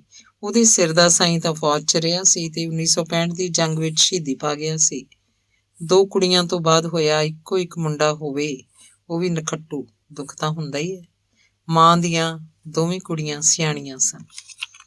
ਨਿਖੱਟੂ ਦਾ ਵੀ ਇਹ ਅਰਥ ਬਿਲਕੁਲ ਨਹੀਂ ਸੀ ਕਿ ਉਹ ਅਸਲੋਂ ਹੀ ਬੇਕਾਰ ਕਿਸਮ ਦਾ ਆਦਮੀ ਸੀ। ਕੰਮ ਸ਼ੁਰੂ ਕਰਦਾ, ਸਾਲ 6 ਮਹੀਨੇ ਚਲਾਉਂਦਾ, ਫਿਰ ਉਹ ਤੋਂ ਉਕਤਾ ਜਾਂਦਾ, ਹੋਰ ਕੰਮ ਸ਼ੁਰੂ ਕਰ ਲੈਂਦਾ। ਸਾਈਕਲਾਂ ਦੇ ਟਾਇਰਾਂ ਨੂੰ ਪੈਂਚਰ ਲਾਉਣ ਤੋਂ ਲੈ ਕੇ ਦੁੱਧ ਦੀਆਂ ਡੈਰੀਆਂ ਤੱਕ ਉਹਨੇ ਅਨੇਕਾਂ ਪਾਪੜ ਵੇਲੇ ਸਨ। ਪਰ ਉਹਦੀ ਅੱਡੀ ਕਿਤੇ ਵੀ ਲੱਗੀ ਨਹੀਂ ਸੀ। ਜਨਾਨੀ ਵੀ ਉਹਦੀ ਉਹੋ ਜਿਹੀ ਹੋ ਗਈ ਸੀ। ਹਿੜ-ਹਿੜ ਕਰਕੇ ਹੱਸਣਾ, ਸੱਸ ਨੂੰ ਠਿੱਠ ਕਰਨਾ, ਜਵਾਕਾਂ ਨੂੰ ਕੁੱਟੀ ਜਾਣਾ, ਜਾਂ ਫਿਰ ਖਾਮਖਾਹ ਹੀ ਗਲੀ ਵਾਲੀਆਂ ਨੂੰ ਟਾਰਾਂ ਮਾਰ-ਮਾਰ ਕੇ ਪੁੱਛੀ ਜਾਣਾ, ਭੈਣੇ ਰੋਟੀਆਂ ਪਕਾ ਲੀਆਂ, ਜਾਂ ਫਿਰ ਕੱਪੜੇ ਧੋ ਲਏ। ਰਮਨ ਵੀ ਕਦੇ-ਕਦੇ ਤਾਂ ਸਕੂਲ ਦਾ ਕੰਮ ਕਰਦਾ ਰੋਣ ਹੱਕਾ ਹੋ ਜਾਂਦਾ। ਉਹ ਮਾਣੀ ਨੂੰ ਸਾਹਮਣੀ ਕਿਹਾ ਕਰਦਾ ਸੀ, ਮੰਮੀ ਇਹ ਸਾਹਮਣੀ ਨੂੰ ਤਾਂ ਕਰਾਓ ਚੁੱਪ। ਸਾਹਮਣੀ ਤੋਂ ਵੱਧ ਉਹਦੀ ਜੁਆਕੜੀ ਸੀ। ਇਹ ਮੀਨੂ ਦੀ ਬੱਚੀ ਮਾਂ ਤੋਂ ਵੀ 4 ਕਦਮ ਅੱਗੇ ਸੀ। ਮਿਸ਼ਰੋ ਤੇ ਪਰਮਜੀਤ ਬਹੁਤਾ ਉੱਚਾ ਨਹੀਂ ਸੀ ਬੋਲਦੀਆਂ। ਉਹ ਕੋਲ-ਕੋਲ ਬੈਠ ਕੇ ਇੱਕ ਦੂਜੇ ਦੇ ਕੰਨਾਂ 'ਚ ਘੁਸਰ-ਮੁਸਰ ਕਰਦੀਆਂ ਰਹਿੰਦੀਆਂ ਸੀ। ਸਾਹਮਣੀ ਇਹਨਾਂ ਦੀਆਂ ਗੱਲਾਂ 'ਚ ਦਖਲ ਨਹੀਂ ਸੀ ਦਿੰਦੀ। ਇਹਨਾਂ ਤੋਂ ਝੇਪ ਵੀ ਮੰਨਿਆ ਕਰਦੀ ਸੀ। ਉਹਦੀ ਸਾਂਝੀ ਕੰਧ ਵਾਲੇ ਪਾਲ ਹੋਰੀ ਤਾਂ ਇਹਨਾਂ ਨਾਲ ਬੋਲਦੇ ਤੱਕ ਵੀ ਨਹੀਂ ਸੀ। ਗੁਆਂਢੀਆਂ 'ਚ ਅਜਿਹਾ ਹੋ ਹੀ ਜਾਂਦਾ, ਜਿਵੇਂ ਬਲਜੀਤ ਤੇ ਹਰਬੰਸ ਦੀ ਘਾਟੀ ਬਣਦੀ ਸੀ। ਮੀਨੂ ਵੀ ਦੂਜੀਆਂ ਕੁੜੀਆਂ ਦੇ ਤਾਂ ਸਿੱਧੇ ਪੁੱਠੇ ਨਾਂ ਲੈ ਕੇ ਬੁਲਾਇਆ ਕਰਦੀ, ਪਰ ਮਿਸ਼ਰੋ ਦੀਆਂ ਦੋਹਤੀਆਂ ਨੂੰ ਕਦੀ ਵੀ ਨਹੀਂ ਸੀ ਬੁਲਾਉਂਦੀ। ਨਾ ਹੀ ਨੀਤੂ ਤੇ ਰੀਟਾ ਬਹੁਤਾ ਬਾਹਰ ਹੀ ਨਿਕਲਦੀਆਂ ਸੀ। ਸਕੂਲੋਂ ਆਉਂਦੀਆਂ ਤੇ ਅੰਦਰ ਹੀ ਰਹਿੰਦੀਆਂ। ਮੀਨੂ ਤਾਂ ਉਹਨਾਂ ਤੋਂ ਡਰਦੀ ਵੀ ਸੀ। ਹਰਜੀਤ ਦੱਸਿਆ ਕਰਦੀ ਸੀ ਕਿ ਉਹਨਾਂ ਦੇ ਸਕੂਲ ਦੇ ਗੇਟ ਮੂਹਰੇ ਕੁਝ ਅਵਾਰਾਗਰਦ ਮੁੰਡੇ ਗੇੜੇ ਲਾਉਂਦੇ ਹੀ ਰਹਿੰਦੇ ਹੈ। ਕੁੜੀਆਂ ਵੀ ਅੱਧੀ ਛੁੱਟੀ ਵੇਲੇ ਬਾਹਰ ਖੜੇ ਮੁੰਡਿਆਂ ਨੂੰ ਅੰਦਰੋਂ ਇਸ਼ਾਰੇ ਕਰਦੀਆਂ ਰਹਿੰਦੀਆਂ ਹਨ। ਅਧਿਆਪਕ ਬਥੇਰਾ ਰੋਕਦੇ ਟੋਕਦੇ ਹਨ, ਪਰ ਉਹ ਹਟਦੀਆਂ ਹੀ ਨਹੀਂ, ਸਗੋਂ ਟੋਕਣ ਵਾਲੇ ਅਧਿਆਪਕ ਨੂੰ ਮਾੜਾ ਕਹਿਣ ਤੇ ਸਮਝਣ ਲੱਗ ਪੈਂਦੀਆਂ ਹਨ। ਉਹਦਾ ਕੋਈ ਨਾ ਕੋਈ ਨਾਂ ਰੱਖ ਦਿੰਦੀਆਂ ਹਨ, ਫਲਾਣਾ ਫਲਾਣੀ ਨਾਲ ਤੇ ਫਲਾਣੀ ਫਲਾਣੇ ਨਾਲ, ਕਹਿ ਕੇ ਹੱਸਦੀਆਂ ਰਹਿੰਦੀਆਂ ਹਨ। ਗੇਟ ਤੇ ਬੈਠਣ ਵਾਲੇ ਇੱਕ ਚਪੜਾਸੀ ਨੂੰ ਤਾਂ ਮੁੰਡਿਆਂ ਨੇ ਖੁਆ ਪਿਆ ਕੇ ਆਪਣੇ ਹੱਥ 'ਚ ਵੀ ਕਰ ਲਿਆ ਸੀ। ਉਹ ਮੁੰਡਿਆਂ ਤੋਂ ਚਿੱਠੀਆਂ ਫੜ ਕੇ ਕੁੜੀਆਂ ਨੂੰ ਫੜਾਉਣ ਲੱਗ ਪਿਆ ਸੀ। ਉਹਦੀ ਸ਼ਿਕਾਇਤ ਵੀ ਹੋ ਗਈ ਸੀ ਤੇ ਫਿਰ ਬਦਲੀ ਵੀ ਕਰਤੀ ਗਈ ਸੀ। ਦੂਜਾ ਚਪੜਾਸੀ ਜ਼ਿਆਦਾ ਸਖਤ ਸੀ। ਛੁੱਟੀ ਤੋਂ ਬਾਅਦ ਇੱਕ ਦਿਨ ਉਹਨੇ ਮੁੰਡਿਆਂ ਤੋਂ ਕੁੱਟ ਖਾ ਲਈ ਸੀ। ਪ੍ਰੋਫੈਸਰ ਸਿੱਧੂ ਦੇ ਜਾਣ ਤੋਂ ਬਾਅਦ ਗਲੀ 'ਚ ਪੁਲਿਸ ਦੀ ਆਮਦ ਬਾਰੇ ਉਹ ਗੱਲਾਂ ਬਾਤਾਂ ਕਰਦੇ ਰਹੇ ਸਨ, ਪਰ ਸਾਰੀ ਗੱਲ ਅਗਲੇ ਦਿਨ ਹੀ ਸਪਸ਼ਟ ਹੋਈ ਸੀ। ਹਰਜੀਤ ਨੇ ਸਕੂਲੋਂ ਆਉਣ ਸਾਰ ਪਹਿਲਾਂ ਆਪਣੀ ਮੰਮੀ ਨੂੰ ਦੱਸਿਆ ਸੀ ਤੇ ਫਿਰ ਬਲਜੀਤ ਦੇ ਆ ਜਾਣ ਤੇ ਪੋਲਾ ਜਿਹਾ ਮੂੰਹ ਬਣਾ ਕੇ ਕਿਹਾ ਸੀ, ਮੈਂ ਤਾਂ ਗਲਤ ਕੁੜੀ ਨੂੰ ਸਕੂਲ 'ਚ ਦਾਖਲ ਕਰਵਾ ਬੈਠੀ ਹਾਂ। ਕਿਹੜੀ ਕੁੜੀ ਨੂੰ? ਸੈਂਕੜੇ ਕੁੜੀਆਂ ਸਨ ਸਕੂਲ 'ਚ, ਸੋ ਬਲਜੀਤ ਨੇ ਬੇਧਿਆਨੀ ਨਾਲ ਹੀ ਕਿਹਾ ਸੀ, ਉਸ ਤੁਹਾਡੀ ਮਿਸ਼ਰੋ ਦੀ ਦੋਹਤੀ ਨੂੰ। ਤੁਹਾਡੀ ਸ਼ਬਦ ਤੇ ਹਰਜੀਤ ਨੇ ਇਸ ਲਈ ਜ਼ੋਰ ਦਿੱਤਾ ਸੀ ਕਿਉਂਕਿ ਇਹ ਮਿਸ਼ਰੋ ਨਾਮਕਰਨ ਬਲਜੀਤ ਨੇ ਕੀਤਾ ਹੋਇਆ ਸੀ। ਇਸ ਲਈ ਬਲਜੀਤ ਨੇ ਮੁਸਕਰਾਉਂਦਿਆਂ ਪੁੱਛਿਆ ਸੀ, ਕਿਹੜੀ ਦੋਹਤੀ? ਨੀਤੂ ਨੂੰ। ਕਿਉਂ, ਕੀ ਹੋਇਆ? ਇੱਕ ਚੁਬਾਰੇ 'ਚ ਫੜੀ ਗਈ ਹੈ ਕਿਸੇ ਨਾਲ। ਉਹ ਤਾਂ ਛੋਟੀ ਜੀ ਨਹੀਂ ਅਜੇ। ਛੋਟੀ ਸਵਾਹ 9ਵੀਂ 'ਚ ਤਾਂ ਹੋ ਗਈ ਹੈ। 9ਵੀਂ 'ਚ ਪੜ੍ਹਦੀ ਕੁੜੀ ਕੋਈ ਵੱਡੀ ਤਾਂ ਨਹੀਂ ਹੋ ਜਾਂਦੀ। ਅੱਜ ਕੱਲ੍ਹ ਤਾਂ 6ਵੀਂ 7ਵੀਂ ਵਾਲੀਆਂ ਨੂੰ ਅੱਗ ਲੱਗੀ ਫਿਰਦੀ ਹੈ। ਇੱਥੇ ਤਾਂ ਉਹ ਗੱਲ ਹੈ, ਬਲਜੀਤ ਨੇ ਹੱਸ ਕੇ ਕਿਹਾ, ਅਖੇ ਨਾਨੀ ਖਸਮ ਕਰੇ ਤੇ ਦੋਤਾ ਚੱਟੀ ਕਰੇ। ਦੋਤਾ ਨਹੀਂ, ਦੋਤੀ। ਹਰਜੀਤ ਨੇ ਧੀਮੀ ਆਵਾਜ਼ 'ਚ ਕਿਹਾ ਸੀ ਤਾਂ ਕਿ ਗਲੀ 'ਚੋਂ ਕੋਈ ਸੁਣ ਨਾ ਲਏ, ਪਰ ਇਹ ਉਹਦੀ ਗਲਤਫਹਿਮੀ ਸੀ। ਗਲੀ ਨੂੰ ਤਾਂ ਕੁਝ ਵਾਪਰਨ ਤੋਂ ਪਹਿਲਾਂ ਹੀ ਉਹਦਾ ਪਤਾ ਹੁੰਦਾ ਸੀ। ਇਹ ਮਾਸਟਰਾਂ ਦਾ ਪਰਿਵਾਰ ਤਾਂ ਐਵੇਂ ਅੰਦਰੋਂ ਅੰਦਰੀ ਵਹਿਮ ਕਰਦਾ ਰਹਿੰਦਾ ਸੀ ਕਿ ਹਰ ਇੱਕ ਦੀ ਧੀ ਭੈਣ ਦੀ ਇੱਜ਼ਤ ਆਪਣੀ ਧੀ ਭੈਣ ਦੀ ਇੱਜ਼ਤ ਹੁੰਦੀ ਹੈ। ਨੀਤੂ ਨੇ ਵੀ ਚੱਟੀ ਨਹੀਂ ਸੀ ਭਰੀ। ਪੁਲਿਸ ਦੇ 2 ਕਰਮਚਾਰੀ ਆਏ ਜ਼ਰੂਰ ਸਨ, ਪਰ ਆਖਰਕਾਰ ਮਿਸ਼ਰੋ ਦੀ ਦੋਹਤੀ ਦਾ ਮਾਮਲਾ ਸੀ ਤੇ ਜਿਵੇਂ ਕਿ ਅਕਸਰ ਹੁੰਦਾ ਹੈ, 1-2 ਮੁੰਡਿਆਂ ਦੀ ਹੀ ਕੁੱਟਮਾਰ ਕਰਕੇ ਸਾਰੇ ਮਸਲੇ ਨੂੰ ਰਫਾ ਦਫਾ ਕਰ ਦਿੱਤਾ ਗਿਆ ਸੀ। ਅੰਗ 27ਵਾਂ। ਪਿਆਰ ਦਾ ਸ਼ਾਦੀ 'ਚ ਬਦਲ ਜਾਣਾ ਜ਼ਰੂਰੀ ਨਹੀਂ ਹੁੰਦਾ, ਪਰ ਜਿੱਥੇ ਉਦੇਸ਼ ਹੀ ਸਿਰਫ ਸ਼ਾਦੀ ਕਰਨਾ ਹੋਵੇ, ਉੱਥੇ ਕਿਸੇ ਕਿਸਮ ਦੀ ਵੀ ਟਿੱਪਣੀ ਕਰਨੀ ਸੰਭਵ ਨਹੀਂ ਹੁੰਦੀ। ਇਧਰ ਪਿੰਡ ਵਾਲੀ ਮਿਸ਼ਰੋ ਖੁਦ ਤਾਂ ਬੇਸ਼ੱਕ ਬੁੱਢੀ ਨਹੀਂ ਸੀ ਹੋਈ ਜਾਪਦੀ, ਪਰ ਕੁੜੀਆਂ ਉਹਦੀਆਂ ਕੱਦ ਹੀ ਨਹੀਂ ਸਨ ਕੱਢ ਰਹੀਆਂ। ਸਗੋਂ ਦਿਨੋਂ ਦਿਨ ਜਵਾਨ ਹੁੰਦੀਆਂ ਜਾ ਰਹੀਆਂ ਸੀ। ਸਭ ਤੋਂ ਵੱਡੀ ਪਿਓ ਤੇ ਸੀ, ਉਹਨੂੰ ਫਿਲਹਾਲ ਛੱਡ ਦਿੱਤਾ ਗਿਆ ਸੀ। ਉਹ ਤੋਂ ਛੋਟੀ ਦੀ ਸ਼ਾਦੀ ਕਰਤੀ ਸੀ। ਇੱਕ ਮੁੰਡਾ ਤੇ 2-3 ਛੋਟੀਆਂ ਕੁੜੀਆਂ ਤਾਂ ਬਲਜੀਤ ਦੇ ਸਕੂਲ ਵਿੱਚ ਹੀ ਪੜ੍ਹਦੀਆਂ ਸੀ। ਸੇਠ ਦੁਕਾਨ ਤੇ ਬੈਠਾ ਲੰਘਦੇ ਟੱਪਦੇ ਬਲਜੀਤ ਨੂੰ ਆਵਾਜ਼ ਵੀ ਮਾਰ ਲੈਂਦਾ ਸੀ, ਮਾਸਟਰ ਜੀ ਕਦੇ ਆ ਜਾਇਆ ਕਰੋ ਇੱਧਰ ਵੀ। ਸੇਠ ਪਹਿਲਾਂ ਸਤਿ ਸ੍ਰੀ ਅਕਾਲ ਜ਼ਰੂਰ ਬੁਲਾਇਆ ਕਰਦਾ ਸੀ। ਮਾਸਟਰ ਦੋਵੇਂ ਹੱਥ ਜੋੜ ਕੇ ਇਹਦਾ ਜਵਾਬ ਦਿੰਦਾ ਹੋਇਆ ਮੁਸਕਰਾ ਪੈਂਦਾ ਸੀ ਤੇ ਅੱਗੇ ਲੰਘ ਜਾਂਦਾ ਸੀ। ਪਰ ਉਹ ਦੇਖਿਆ ਕਰਦਾ ਸੀ ਕਿ ਇਸ ਗਲੀ 'ਚ ਰੌਣਕ ਪਹਿਲਾਂ ਨਾਲੋਂ ਵੱਧ ਹੀ ਰਹਿੰਦੀ ਸੀ। ਹੁਣ ਇੱਕ ਨਹੀਂ, ਕਈ ਬੰਤਿਆਂ ਦੇ ਗੇੜੇ ਲੱਗਣੇ ਸ਼ੁਰੂ ਹੋ ਗਏ ਸੀ। ਸੇਠ ਜਦ ਕਦੇ ਮਾਸਟਰ ਨਾਲ ਗੱਲ ਕਰਦਾ ਤਾਂ ਆਲੇ ਦੁਆਲੇ ਦੇ ਲੋਕ ਉੱਧਰ ਹੀ ਕੰਨ ਕਰ ਲੈਂਦੇ। ਸਵਾਦ ਲੈਣ ਵਾਲਿਆਂ ਦਾ ਵੀ ਆਪਣਾ ਵੱਖਰਾ ਹੀ ਸੰਸਾਰ ਹੁੰਦਾ ਹੈ। ਉੱਤੋਂ ਚਰਿੱਤਰਸ਼ੀਲ ਅਖਵਾਉਣ ਵਾਲੇ ਅੰਦਰੋਂ ਬਹੁਤ ਹੀ ਗੰਦੇ ਕਿਰਦਾਰ ਦੇ ਮਾਲਕ ਹੁੰਦੇ ਹਨ। ਆਦਮੀ ਦੀ ਸੋਚ ਤੇ ਕਰਮ ਜਾਂ ਅਮਲ 'ਚ ਫਰਕ ਨਹੀਂ ਹੋਣਾ ਚਾਹੀਦਾ। ਮਾਸਟਰ ਬਲਜੀਤ ਸਿੰਘ ਕਦੇ ਉਹਨਾਂ ਦੇ ਅੰਦਰ ਨਹੀਂ ਸੀ ਵੜਿਆ। ਜੇਕਰ ਚਲਾ ਵੀ ਜਾਂਦਾ ਫਿਰ ਵੀ ਕੋਈ ਫਰਕ ਨਹੀਂ ਸੀ ਪੈਣਾ। ਪਰ ਜਿਹੜੇ ਮਿਸ਼ਰੋ ਦੇ ਘਰ ਨਹੀਂ ਸਨ ਜਾਂਦੇ, ਉਹ ਪਤਾ ਨਹੀਂ ਖਿਆਲਾਂ ਵਿੱਚ ਕਿੰਨੀ ਵਾਰੀ ਹੋ ਆਉਂਦੇ ਸਨ। ਮਾੜਾ ਮੋਟਾ ਸੌਦਾ ਜਾਂ ਸਮਾਨ ਵੀ ਉਹ ਪਿੰਡ ਦੀ ਇੱਕ ਹੋਰ ਦੁਕਾਨ ਤੋਂ ਮੰਗਵਾ ਲੈਂਦਾ ਸੀ। ਉੱਥੋਂ ਚੀਜ਼ ਵੀ ਸਾਫ਼ ਮਿਲ ਜਾਂਦੀ ਸੀ। ਇੱਥੋਂ ਤਾਂ ਇੱਕ ਰਾਤ 8 ਵਜੇ ਉਹ ਇੱਕ ਬੋਤਲ ਮਿੱਟੀ ਦੇ ਤੇਲ ਦੀ ਲੈਣ ਆਇਆ ਸੀ। ਦੀਵੇ ਦੀ ਮੱਧਮ ਜੀ ਰੋਸ਼ਨੀ 'ਚ ਬੈਠਾ ਸੇਠ ਬਾਗੋ ਬਾਗ ਹੋ ਗਿਆ ਸੀ। ਆਓ ਜੀ ਮਾਸਟਰ ਜੀ, ਜਿਉਂ ਆਇਆ ਨੂੰ। ਮਾਸਟਰ ਬਲਜੀਤ ਸਿੰਘ ਦੇ ਸਤਿਕਾਰ ਵਾਸਤੇ ਲਾਲੇ ਕੋਲ ਸ਼ਾਇਦ ਇਹ ਤੋਂ ਵੱਧ ਸ਼ਬਦ ਨਹੀਂ ਸਨ। ਉਹ ਤੇਜ਼ੀ ਨਾਲ ਆਪਣੇ ਜਬਾੜੇ ਹਿਲਾਉਣ ਲੱਗ ਪਿਆ ਸੀ। ਮੂੰਹ ਵਿਚਲੀ ਝੱਗ ਵਾਛਾਂ 'ਚੋਂ ਚਮਕਣ ਲੱਗੀ ਸੀ। ਇਹ ਮਿੱਟੀ ਦਾ ਤੇਲ ਹੈਗਾ ਏ ਜੀ? ਜਿੰਨਾ ਮਰਜ਼ੀ ਲੈ ਜਾਓ ਮਾਸਟਰ ਜੀ। ਇੱਕ ਬੋਤਲ। ਬਲਜੀਤ ਸਿੰਘ ਨੇ ਬੋਤਲ ਅੱਗੇ ਕਰਤੀ ਸੀ ਤੇ ਨਾਲ ਹੀ ਪਤਾ ਹੁੰਦਿਆਂ ਹੀ ਪੁੱਛ ਵੀ ਲਿਆ ਸੀ, ਕੀ ਰੇਟ ਹੈ? ਰੇਟ ਰੂਟ ਨੂੰ ਕੀ ਹੈ ਜੀ, ਤੁਹਾਡੀ ਆਪਣੀ ਦੁਕਾਨ ਹੈ। ਬੋਤਲ 'ਚ ਤੇਲ ਪਾਉਂਦਿਆਂ ਲਾਲਾ ਖੁਸ਼ ਹੋ ਕੇ ਦੱਸ ਰਿਹਾ ਸੀ, ਜਿਵੇਂ ਉਹਨੂੰ ਅੱਜ ਹੀ ਮੌਕਾ ਮਿਲ ਰਿਹਾ ਸੀ। ਸਾਡੇ ਜਵਾਕ ਪੜ੍ਹਦੇ ਆ ਜੀ ਤੁਹਾਡੇ ਕੋਲ, ਤੁਹਾਡੀਆਂ ਬਹੁਤ ਗੱਲਾਂ ਕਰਦੇ ਆ ਘਰੇ। ਚੰਗੀਆਂ ਕਿ ਮਾੜੀਆਂ? ਬਲਜੀਤ ਸਿੰਘ ਸੋਚ ਰਿਹਾ ਸੀ। ਮਾਸਟਰਾਂ ਬਾਰੇ ਘੱਟ ਹੀ ਚੰਗੀਆਂ ਗੱਲਾਂ ਹੁੰਦੀਆਂ। ਮਾੜੀਆਂ ਕਿਉਂ ਜੀ? ਕੁੜੀਆਂ ਤਾਂ ਸਾਰਾ ਦਿਨ ਡਰਾਇੰਗ ਸਰ ਹੀ ਲਾਈ ਰੱਖਦੀਆਂ। ਮਿੱਟੀ ਦੇ ਤੇਲ ਦੀ ਬੋਤਲ ਭਰਦਿਆਂ ਲਾਲੇ ਨੇ ਚਾਹ ਆਦਿ ਵੀ ਪੁੱਛ ਲਈ ਸੀ ਤੇ ਬਲਜੀਤ ਨੇ ਮਿਹਰਬਾਨੀ ਕਹਿਣ ਤੇ ਉਪਰੰਤ ਕਿਹਾ ਸੀ, ਕਿੰਨੇ ਪੈਸੇ? ਜੀ 3 ਰੁਪਏ। ਬੋਤਲ 2.5 ਰੁਪਏ ਦੀ ਹੁੰਦੀ ਸੀ ਤੇ ਬਲਜੀਤ ਪੈਸੇ ਵੀ ਖੁੱਲੇ ਲੈ ਕੇ ਆਇਆ ਸੀ। ਪਰ ਲਾਲੇ ਨੇ ਗੱਲਾਂ ਵਿੱਚ ਅਠਿਆਨੀ ਵੱਧ ਬੋਲਤੀ ਸੀ, ਇਸ ਲਈ ਉਹਨੂੰ ਜੇਬ 'ਚੋਂ ਬਟੂਆ ਕੱਢਣਾ ਪਿਆ ਸੀ। ਉਹਨੇ 5 ਦਾ ਨੋਟ ਦੇ ਕੇ 2 ਰੁਪਏ ਮੁੜਵਾ ਲਏ ਸਨ, ਪਰ ਬਾਅਦ 'ਚੋਂ ਲਾਲੇ ਦੀ ਦੁਕਾਨ ਤੇ ਗਿਆ ਨਹੀਂ ਸੀ। ਪਿੰਡ 'ਚ ਇੱਕ 30-35 ਸਾਲ ਦਾ ਆਦਮੀ ਡਾਕਟਰੀ ਕਰਦਾ ਸੀ। ਉਹ ਸ਼ਹਿਰ ਦੇ ਕਿਸੇ ਡਾਕਟਰ ਕੋਲ ਕੰਪਾਊਂਡਰ ਲੱਗਾ ਰਿਹਾ ਸੀ। ਅੰਗਰੇਜ਼ੀ ਦੇ ਨਾਲ ਦੇਸੀ ਦਵਾਈਆਂ ਬਾਰੇ ਵੀ ਉਹਨੂੰ ਵਾਹਵਾ ਜਾਣਕਾਰੀ ਸੀ। ਇੱਕ ਦਿਨ ਬਲਜੀਤ ਦੀ ਤਬੀਅਤ ਖਰਾਬ ਸੀ ਤੇ ਇਸ ਡਾਕਟਰ ਨੂੰ ਸੁਨੇਹਾ ਭੇਜ ਕੇ ਉਹਨੇ ਕਮਰੇ 'ਚ ਹੀ ਸੱਦ ਲਿਆ ਸੀ। ਡਾਕਟਰ ਖੁੱਲਾ ਡੁੱਲਾ ਜਿਹਾ ਆਦਮੀ ਸੀ। ਉਹ ਫਰੀਦਕੋਟ ਵੀ ਕੰਮ ਕਰਦਾ ਰਿਹਾ ਸੀ। ਡਾਕਟਰ ਘਰ ਪਰਿਵਾਰ ਵਾਲਾ ਸੀ ਤੇ ਉਹਦੇ 3 ਜਵਾਕ ਵੀ ਸਨ, 2 ਕੁੜੀਆਂ ਤੇ ਇੱਕ ਮੁੰਡਾ। ਥੋੜੀ ਦਾੜੀ ਰੱਖਿਆ ਕਰਦਾ ਸੀ। ਉਹਦਾ ਆਪਣਾ ਪਿੰਡ ਵੀ ਇੱਧਰ ਹੀ ਕਿਧਰੇ ਸੀ। ਜਵਾਕ ਜੱਲੇ ਉੱਥੇ ਹੀ ਸਨ।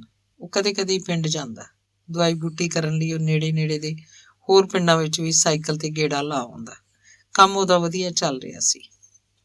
ਫਰੀਦਕੋਟ ਦੀ ਥੋੜੀ ਬਹੁਤੀ ਸਾਂਝ ਹੋ ਜਾਣ ਕਾਰਨ ਡਾਕਟਰ ਵੈਸੇ ਵੀ ਕਦੇ ਸ਼ਾਮ ਜਿਹੇ ਨੂੰ ਬਲਜੀਤ ਕੋਲ ਆ ਜਾਂਦਾ ਤੇ ਬਿਨਾਂ ਪੁੱਛੇ ਹੀ ਆਪਣੇ ਕਿਸੇ ਕਹਾਣੀਆਂ ਦੱਸਣ ਲੱਗ ਪੈਂਦਾ। ਬਲਜੀਤ ਸਿੰਘ ਉਹਦਾ ਹਾਣੀ ਸੀ। ਉਹਦੀਆਂ ਗੱਲਾਂ ਸੁਣਦਾ ਹੋਇਆ ਵਾਹ ਬਈ ਵਾਹ ਕਰਦਾ ਤੇ ਹੱਸ ਪੈਂਦਾ। ਫਿਰ ਡਾਕਟਰ ਮਿਸ਼ਰੋ ਦੀਆਂ ਗੱਲਾਂ ਛੇੜ ਬਹਿੰਦਾ। ਇਸ ਪਰਿਵਾਰ ਦੇ ਉਹ ਰੋਮ ਤੋਂ ਜਾਣੂ ਸੀ, ਕਿਉਂਕਿ ਉਹਨੂੰ ਅਕਸਰ ਹੀ ਬੁਲਾਈ ਰੱਖਦੇ ਸਨ। ਉਹ ਸਾਰੀ ਦਵਾਈ ਕੋਲੋਂ ਹੀ ਦੇ ਦਿੰਦਾ ਸੀ, ਪਰ ਪੈਸੇ ਨਹੀਂ ਸੀ ਲੈਂਦਾ।